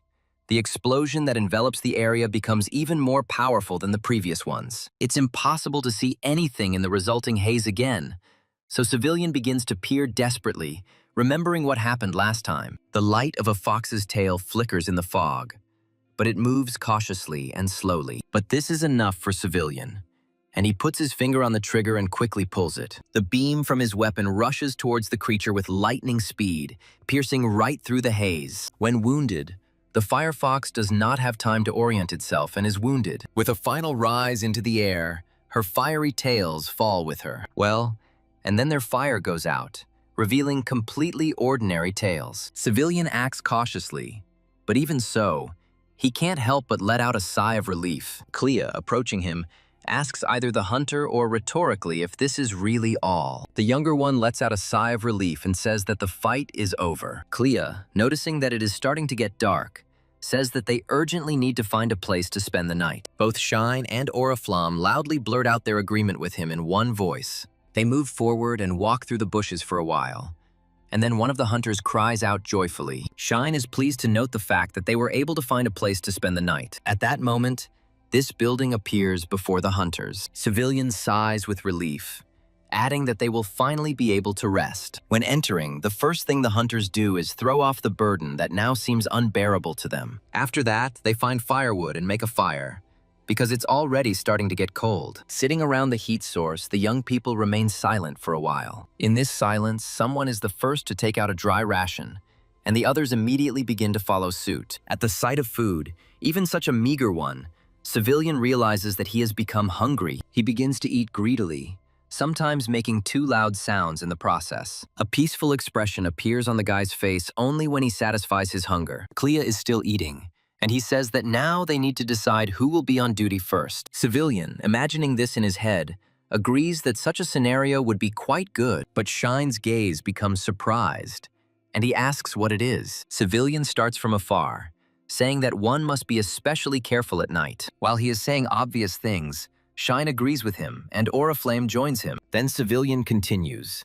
saying that monsters can attack when they sleep, so a night watch is needed. Clay, deciding everything for everyone, says that only 3 will be on duty, in turns, so that Shine can get enough sleep. However, the boy clicks his tongue in displeasure, saying that he can do that too. Civilian mentally notes that even such a restless boy has a sense of duty. Meanwhile, Clea says to Shine that he has had enough for today, and that he must save his strength. The boy begins to speak, trying to object, and a third person joins the conversation. Civilian says that Shine really needs to get a good rest because he has a lot of work tomorrow. The other elders also confirm these words with a nod of their heads. The younger one clicks his tongue again in displeasure, but still reluctantly agrees with them. Clea determines the order according to which Civilian will be on duty first, then he, and Oriflamme concludes everything accordingly. The guy, noticing that it is more difficult to be second on duty, suggests that the hunter be first or third. Oriflamme agrees with him, thanking Clea for her concern, but noting that he shouldn't burden himself so much. Clea declines the offer, saying that being second duty is no problem for him. Hearing these words and the persistence in the guy's voice, Oriflamme gives in, agreeing with him. Clea goes over the duty order again, and the other hunters express their agreement with it. The hunter says that everything will be fine if everyone fulfills their duties conscientiously. When the boy says it's time to sleep, he pays special attention to the teenager. Shine quickly agrees, guessing what a refusal could mean. When Civilian rises from his seat, he groans absent-mindedly, and then he says that in that case he went to his post. Finding himself outside, the guy begins to listen to the sounds around him. Periodically, he looks around, casting a glance into the distance so that, if necessary, he can be on the safe side. But for now, nothing is happening. So the guy allows himself to look at the beautiful sky and immerse himself in his own thoughts. He recalls how he recently worked as a cashier and had no idea that he would be doing something so grandiose. And then Civilian wonders if a solution will be found if there is another fight tomorrow. The moon continues to slowly move across the starry sky, and the guy is still thinking. But at some point, leisurely and measured steps are heard behind him, and although they are quiet, in the silence of the night, it is not difficult for Civilian to discern the source of this sound. And then the guy turns around, trying not to show his surprise, because it's still too early for the changing of the guard. However, contrary to expectations, the one who comes out to him turns out to be Shine, and he asks if Civilian is sleeping. The guy thinks that the teenager woke up and he thinks it's cute. However, he quickly pulls himself together and asks the younger one why he woke up. Shine says a little haltingly that he can't sleep, and Civilian thinks about the future. Thinking that there might be a battle tomorrow, The boy tells the younger one that he needs to sleep to replenish his strength. Shine says he knows this, but he can't help himself, and asks Civilian for permission to sit next to him. He doesn't answer anything to this, but this question in principle does not require an answer. Shine sits silently nearby for a while, and then Civilian speaks up. He says that if you want to talk, you need to do it quietly, because there may be monsters nearby. After these words, Shine comes to life and emotionally expresses his understanding on this matter. A conversation starts between them. The younger one offers to talk about anything, because he doesn't know a lot. This is how part of Civilian's shift passes, and later the next day arrives. As soon as the sun rises, the hunting party gathers and continues on its way. They walk like this until they come across the first strangely broken tree. There are also some unusual marks left on the grass. It is flattened in strange places, and then something like a path appears, and the hunters stop. Oriflamme and Civilian, who had never been here before, are stupefied for a while. The guy asks Clea to clarify that this is the very place, and he confirms it. Oriflamme, in turn, asks why only traces remain here, and Civilian recalls how he was told about a fierce battle that took place in this place. He's referring to Clea's battle with that very monster, and details start to surface in his memory. Speaking again about the tracks, the guy asks if the monster's body should not have remained here. Shine answers him, starting to assume that he could have simply been abandoned. But Clea counters, saying that if they wanted to take it, they would have only taken a part for a sample. Civilian thinks, leaning towards the fact that this guy is telling the truth, but the situation puzzles him. Shine starts to comb the area, asking with annoyance what it is. Clea follows his example and comes to the conclusion that someone was trying to get rid of the traces. The hunter shares his thoughts with others,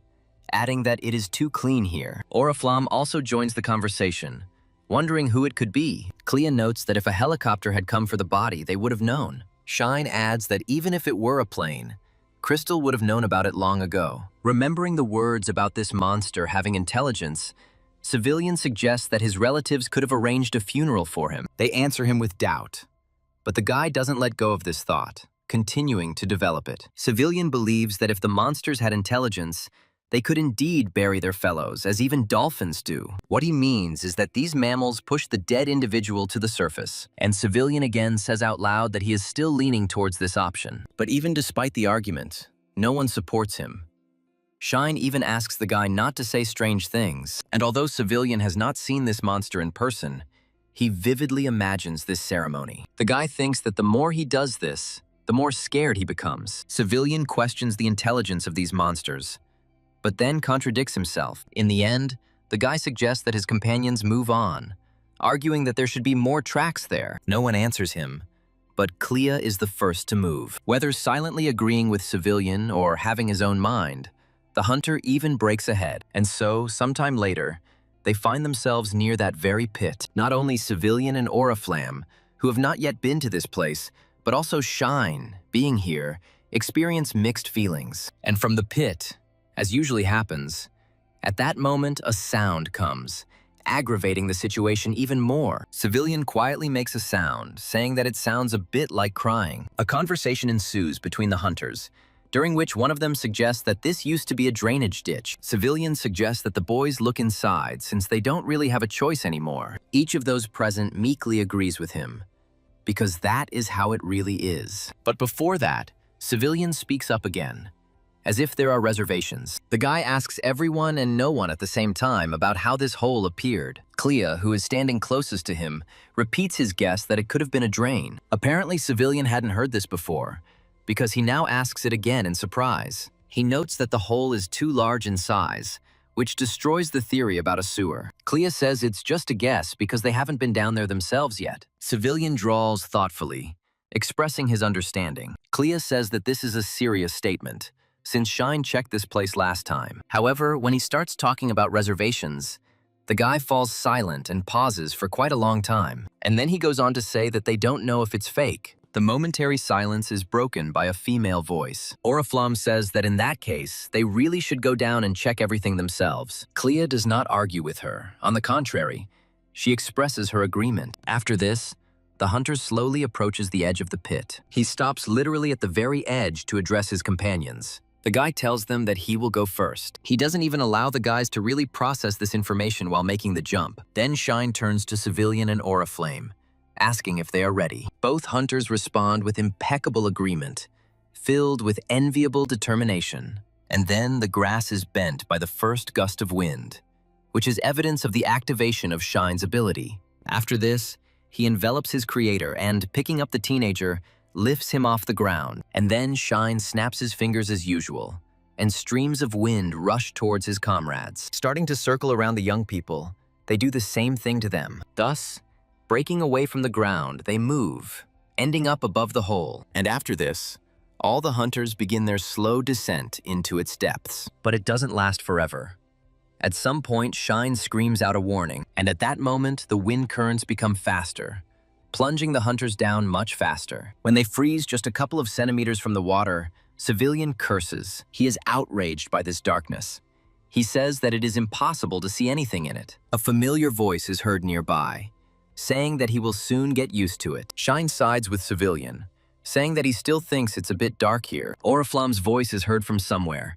She asks the guys to wait a bit and starts rummaging through her bag. At some point, Civilian, standing directly in front of her, is blinded by a bright artificial light. Shine sighs with relief and says that he feels better now. But this doesn't last long.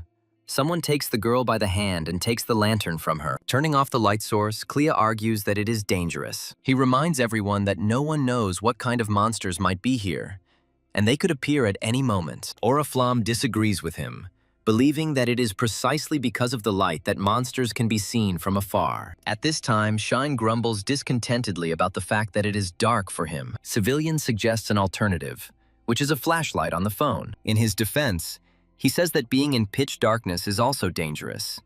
But Clea remains sullenly silent about this. This doesn't last long, and eventually the guy gives in, saying that he will go ahead. Civilian is satisfied with this arrangement, so he agrees. So a group of hunters begins their journey through an unidentified pit.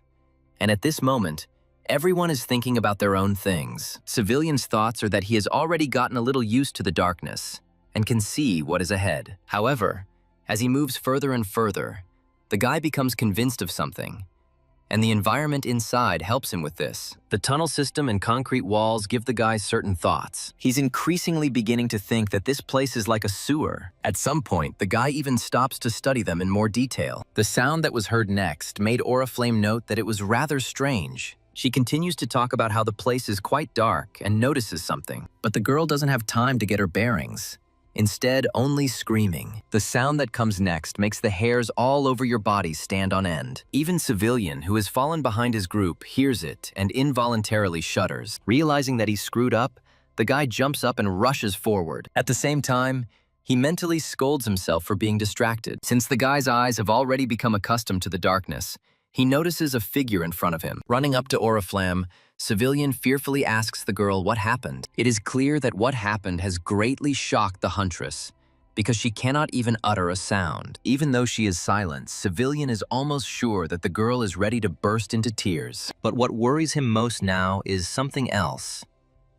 The guy wonders what kind of monster is there. Even though he doesn't want to look in that direction, he has to, because there is no other choice. What Civilian sees makes him laugh nervously, because he expected something completely different. Unable to believe that Oriflamme was afraid of an ordinary cockroach, the guy becomes puzzled. He admits that he could have made a mistake, but the girl dispels his doubts, saying that it's all cockroaches. Shine also asks fearfully about where they are, saying that he hates insects. Civilian, putting his hand to his head in resignation, says that they scared him. He starts to talk about how they are both adults now but are still afraid of cockroaches, but stops himself.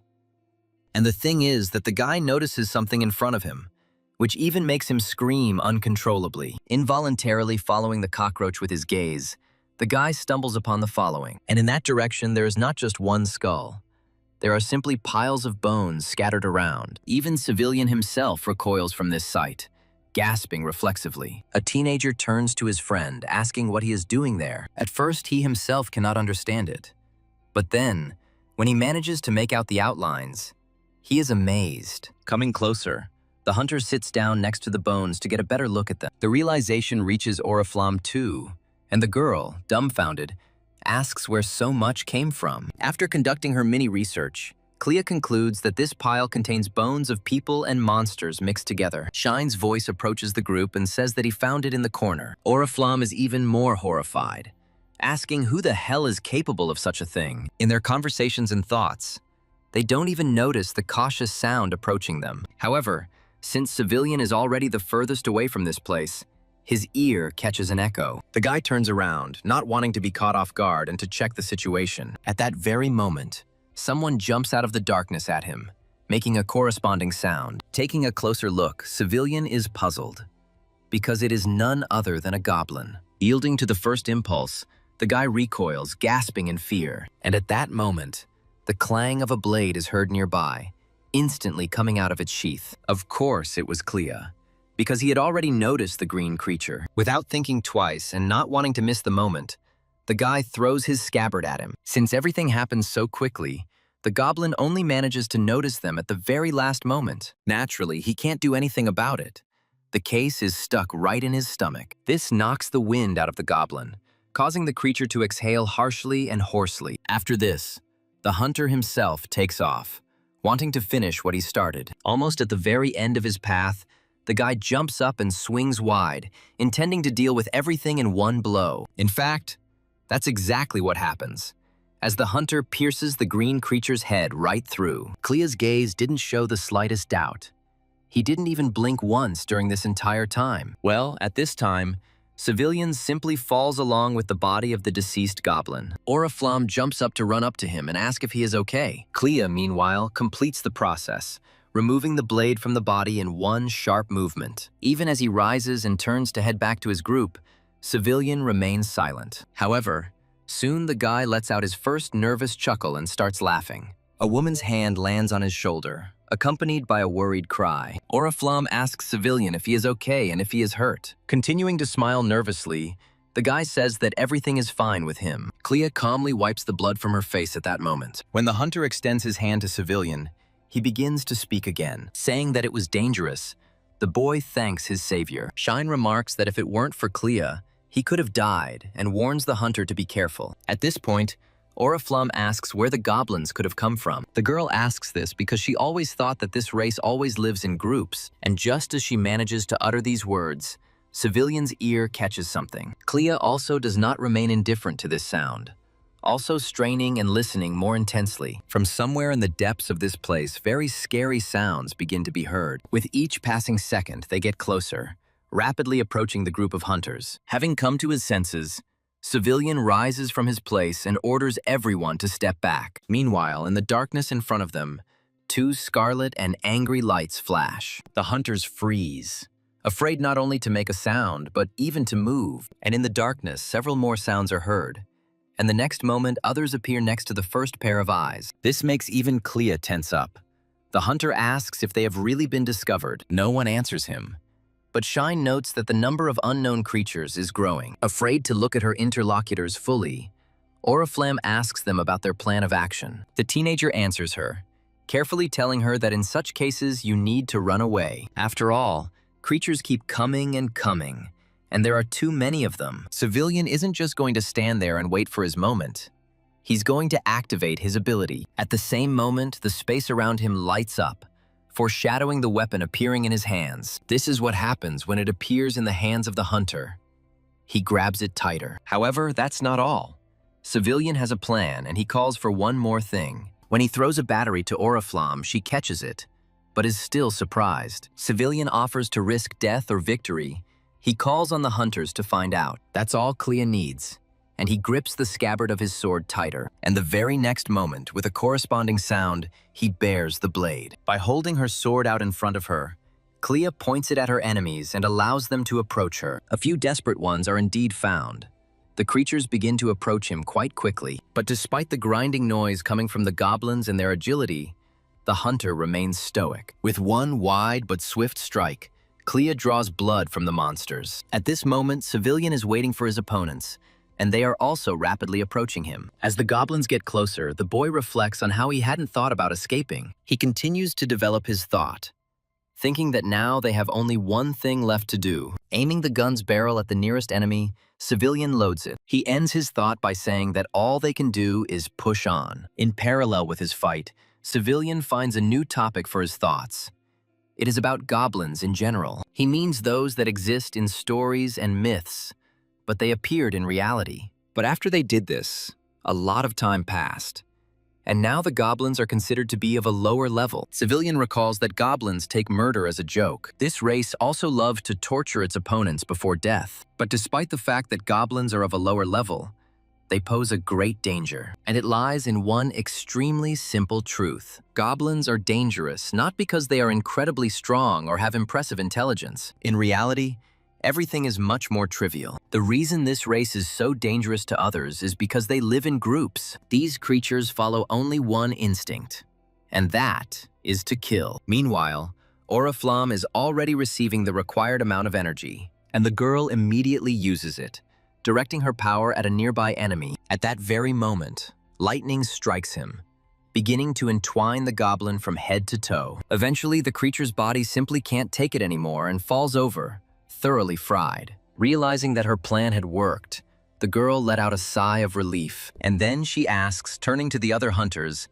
if this is really the last one. With a thoughtful and drawn-out chuckle, Civilian begins to turn his head in an attempt to look around. Not finding a single living soul within his range of vision, the guy answers the question in the affirmative. Shine wonders how many creatures there were, because they were crawling out of literally every crack one after another. Oriflamme starts to calculate and says that there were only 6 of them. The teenager notes that not only does the place stink, but there is also no end to the goblins. He sighs heavily and says that he feels unwell, and his stomach agrees with him, emitting a disgruntled rumble. The boy, jokingly addressing him, asks if he too had a hard time. Hiding a chuckle of delight, Oriflamme asks if they can rest for a moment before continuing. Clea, as the true leader of the group, is the first to agree. The first thing the teenager does is start eating, rewarding his stomach for its hard struggle. The rest decide to spend their allotted time for rest in their own way. Civilian grins, noting that wherever you go,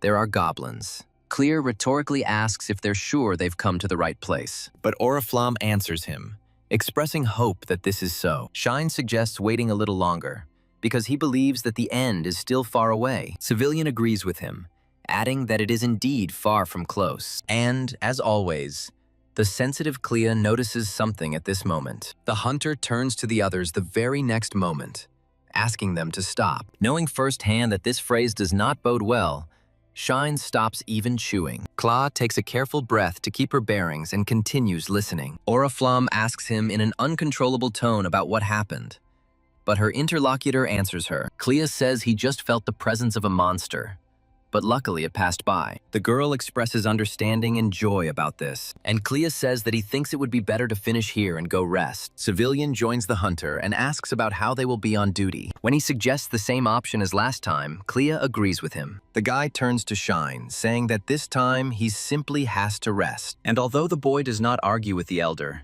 he responds with a very reluctant agreement. And so begins their battle with the remaining goblins, which seems endless. They hold on stoically, inspired by the thought that after this, there will be a long-awaited rest stop. However, in reality, at this time, none of the hunters can know for sure whether they will succeed, or else the ultimate goal of their mission will go to waste and they will return empty-handed. And yet, despite everything, the hunters continue to fight, hoping for the best. Despite everything, they do not stop for a moment, cherishing within themselves the faith in a successful outcome. Stopping, Oriflamme speaks, and her voice sounds thoughtful. The girl says that she finds it strange that the number of goblins is gradually decreasing. Civilian echoes her words, admitting that he thought so too, but was not sure of it. And Shine, who is strangely silent at this moment, reacts to something. He thinks he hears something behind him, and the teenager turns in that direction. And indeed, a terrible roar comes from the depths,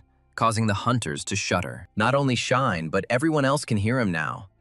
And then Oriflamme makes a sound. The girl suggests that mutants live in that area. Clea silently agrees with her, but out loud suggests going there and checking everything out for herself. No one argues with him, and the next moment the entire group moves towards the terrible sound. At some point, Civilian speaks up, beginning to express a guess. Noticing the monster standing in front of him, He says that it seems they are in place. Clea immediately draws her blade and motions for everyone else to begin. However, he takes off first, while the others are still figuring out what strategy is best to use. But, not wanting to abandon their comrade in trouble, the hunters rush after Clea. Meanwhile, the mutant goblin grips his sword tighter and raises it with a cry to strike. Not expecting such pressure, Civilian groans and even becomes confused for a moment. However, the very next moment, his entire being is filled with determination. He encourages himself with the thought that they will definitely catch this goblin, even though he is so strong and skilled with weapons. At the moment when the two blades collide and a ringing sound is heard,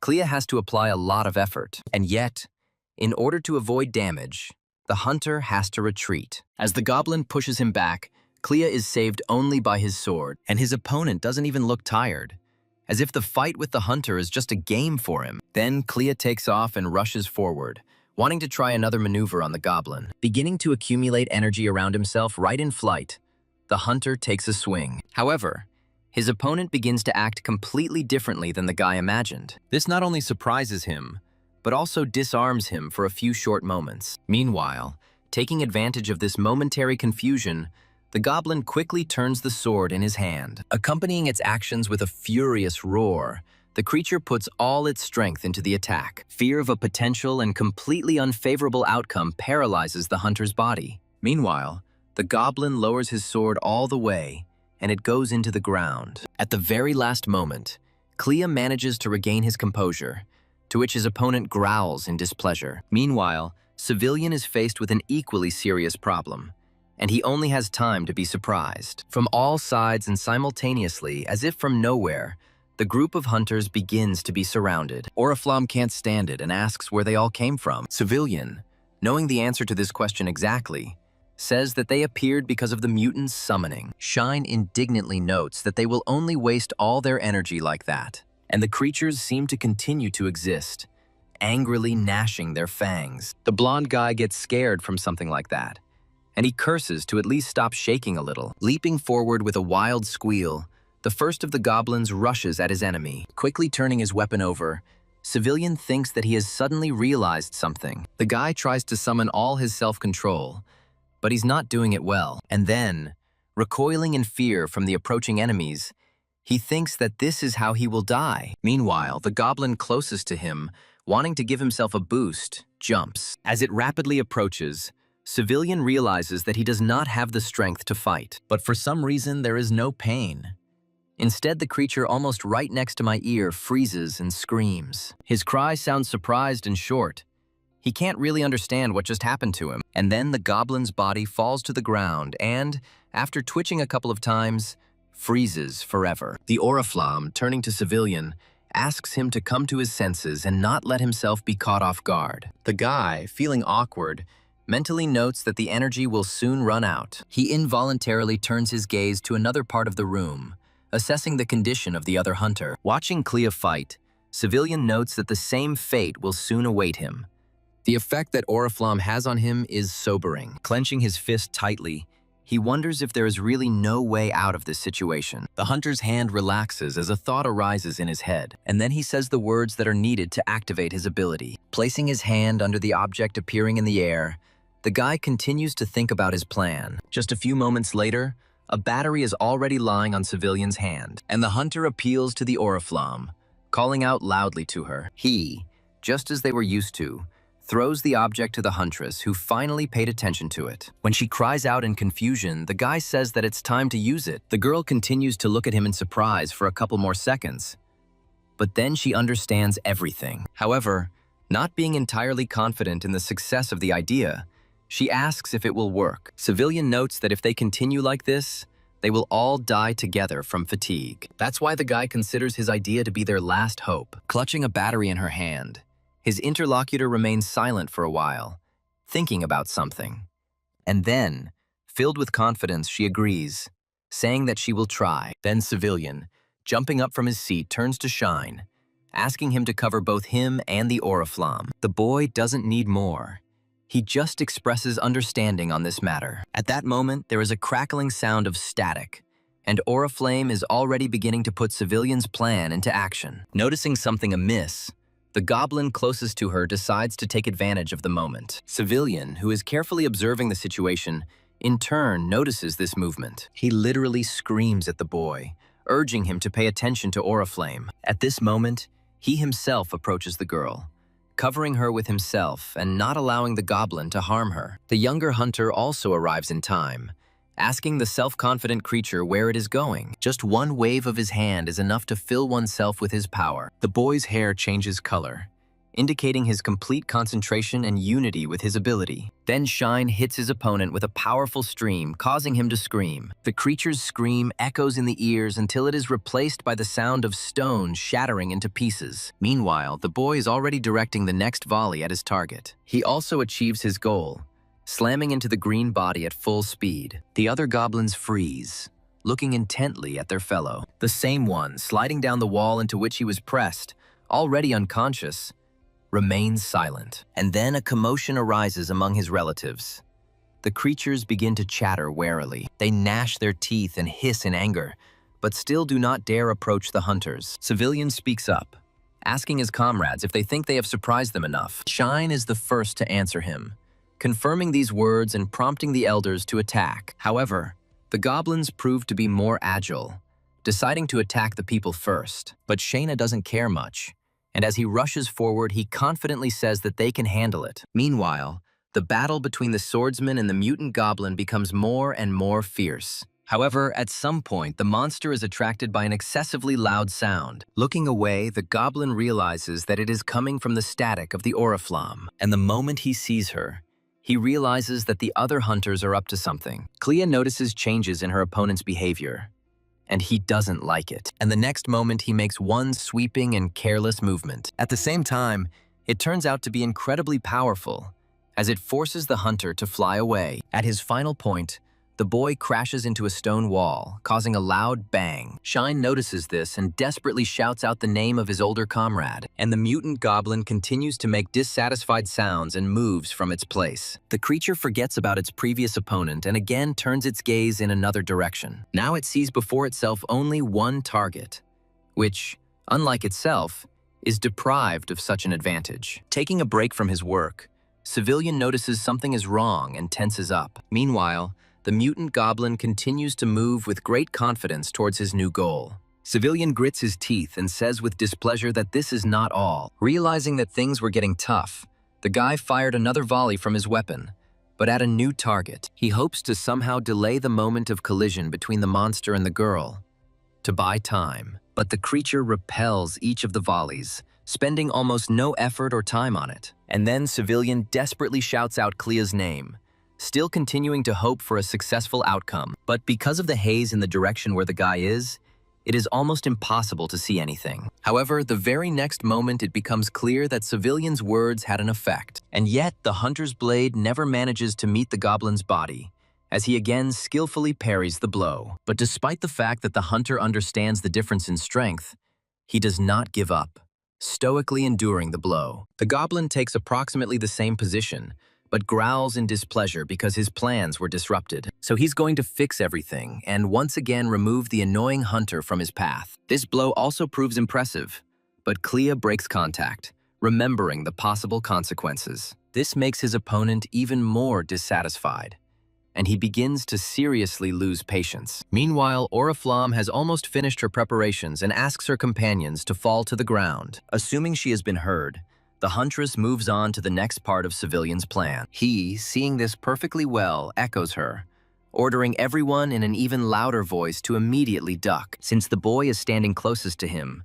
the guy rushes towards him, shouting the teenager's name. Acting preemptively, Civilian takes matters into his own hands, wanting to keep Shine safe. Meanwhile, Clea's opponent makes another wide and powerful lunge. The hunter manages to duck at the last moment, and the blade passes his face literally a few millimeters away. At this moment, Clea hears Civilian's call and decides to improvise a little. He falls to the ground directly from this position, which, due to the height, turns out to be quite advantageous. And Civilian himself, squinting tightly, prays out loud that everything will work out. The place where the Oriflamme stands changes its color and begins to glow brighter. The girl continues to accumulate the charge so that it becomes powerful enough. With only a little time left before her preparations are complete, The huntress takes a deep breath. By concentrating on her breathing and the power of her ability, Oriflamme finally allows the energy to release. The brightest light illuminates the faces of the nearest goblins, forcing them to squint. And then,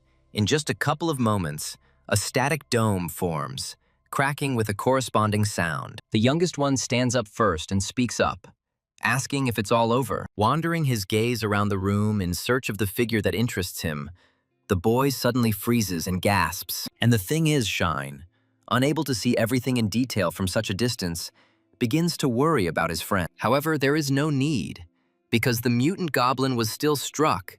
He just hadn't had time to fall yet. While Civilian is coming to her senses, Oriflamme thinks that although she doesn't know why, she was able to feel something. Feeling around the wall with her hands, the girl wonders if this is the wrong place. Civilian says there must be a clue here somewhere, and his guess is not unfounded. After all, this mutant goblin standing in such a place was most definitely protecting something. Shine doesn't share their enthusiasm, suggesting that the guys go somewhere else. Lost in his own thoughts and oblivious to his surroundings, the boy stumbles. Taken aback, Shine didn't even have time to put his hands in front of him. He just screamed, saying that it hurts. The boy begins to rise, and Civilian addresses him. The older hunter hurries to the younger one, asking him how he is and asking him to watch his step. However, he doesn't manage to finish his thought, because the guy notices something. Right in front of him, there appears a gap that was clearly not there before. And indeed, the very next moment, it begins to expand even more. The guys are amazed by this phenomenon and admire its effectiveness. And some simply suggest going further. The moment all the hunters are inside, Shine can't take it anymore and starts vomiting. Oriflamme proves more resilient, but she is still outraged by what she sees. The thing is that in the room they found themselves in, experiments were being conducted on people and monsters. Some are still sitting in cages, more alive than anyone else, waiting for their moment. Even the unperturbed Clea says that this is the first time he has seen such incredible cruelty. And, as if echoing his words, one of the experiment's victims lets out a terrible roar. His heart-rending cry reverberates throughout the room and even extends beyond its boundaries. The creature screams incessantly, as if hoping that it could escape to freedom. As they passed his cage and the cages containing all the other test subjects, the hunter's heart sank. But still, Civilian can't help but look inside, and what he sees there makes the guy's heart bleed even more. And yet it is Civilian who turns to everyone else and suggests that they leave. The boys silently obey the guy, but a plaintive sound reaches the ears of Oriflamme, who is walking behind everyone. He seems like something incredible in this place, and this is what makes the girl stop. The sight that appears before the huntress turns out to be even more touching than she imagined. Because of this, tears well up in the girl's eyes, and determination begins to mature in her head. Oriflamme is about to go to the baby to calm him down, but she is stopped. Clea says that the fox must be killed, because when it grows up, it will pose a threat to people. These words cause an irresistible heat in the girl's chest, but she cannot say anything intelligible in response to these words. The guy's tone is incredibly calm when he states that Oriflamme herself understands everything perfectly well. Hiding her eyes so that her true emotions would not be visible, the girl agrees with him. The trio tries to shut off all their feelings while the most cold-blooded of their group dispenses justice. The flame of the firefox's tail fades as usual, and he becomes completely ordinary. And just as habitually, a crystal appears in the place where his defenseless body had just lain. Taking it in her hands, Oriflamme hesitates for a moment, and then speaks. The girl asks her comrades for permission to keep the crystal. She is even willing to pay for it. Understanding her feelings perfectly, the guys simply nod in agreement without adding a single word. Instead, the next moment, Civilian suggests that his company move on, and they continue their journey along this endless corridor of experimental prisons. Civilian says that the unspoken rule has been broken. He means that people and monsters must protect. The guy states the fact that this place is a real experimental laboratory, and when they go a little further, an even stranger view opens up before them. And it's not about the monsters on the other side of the glass, furiously trying to break out. Although in this place, they look even more disfigured than in the previous sections. It's all about who's standing in the center of the room, watching the mutants with a strange expression on his face. Civilian asks Clea how the monster got there since they killed it, and he confirms it. Meanwhile, the strange creature makes a sound and starts pressing some buttons. When the screens flash in front of him, the mutant begins to carefully study the information on them. Civilian says that although he doesn't know what all this means, he is absolutely sure of one thing. Clea is the first to read his intention, because he is thinking about the same thing. Oriflamme joins the boys, activating her own ability. The younger one, too, although the wound from the previous skirmish is still fresh in his memory, does not lag behind his older comrades. And the next moment,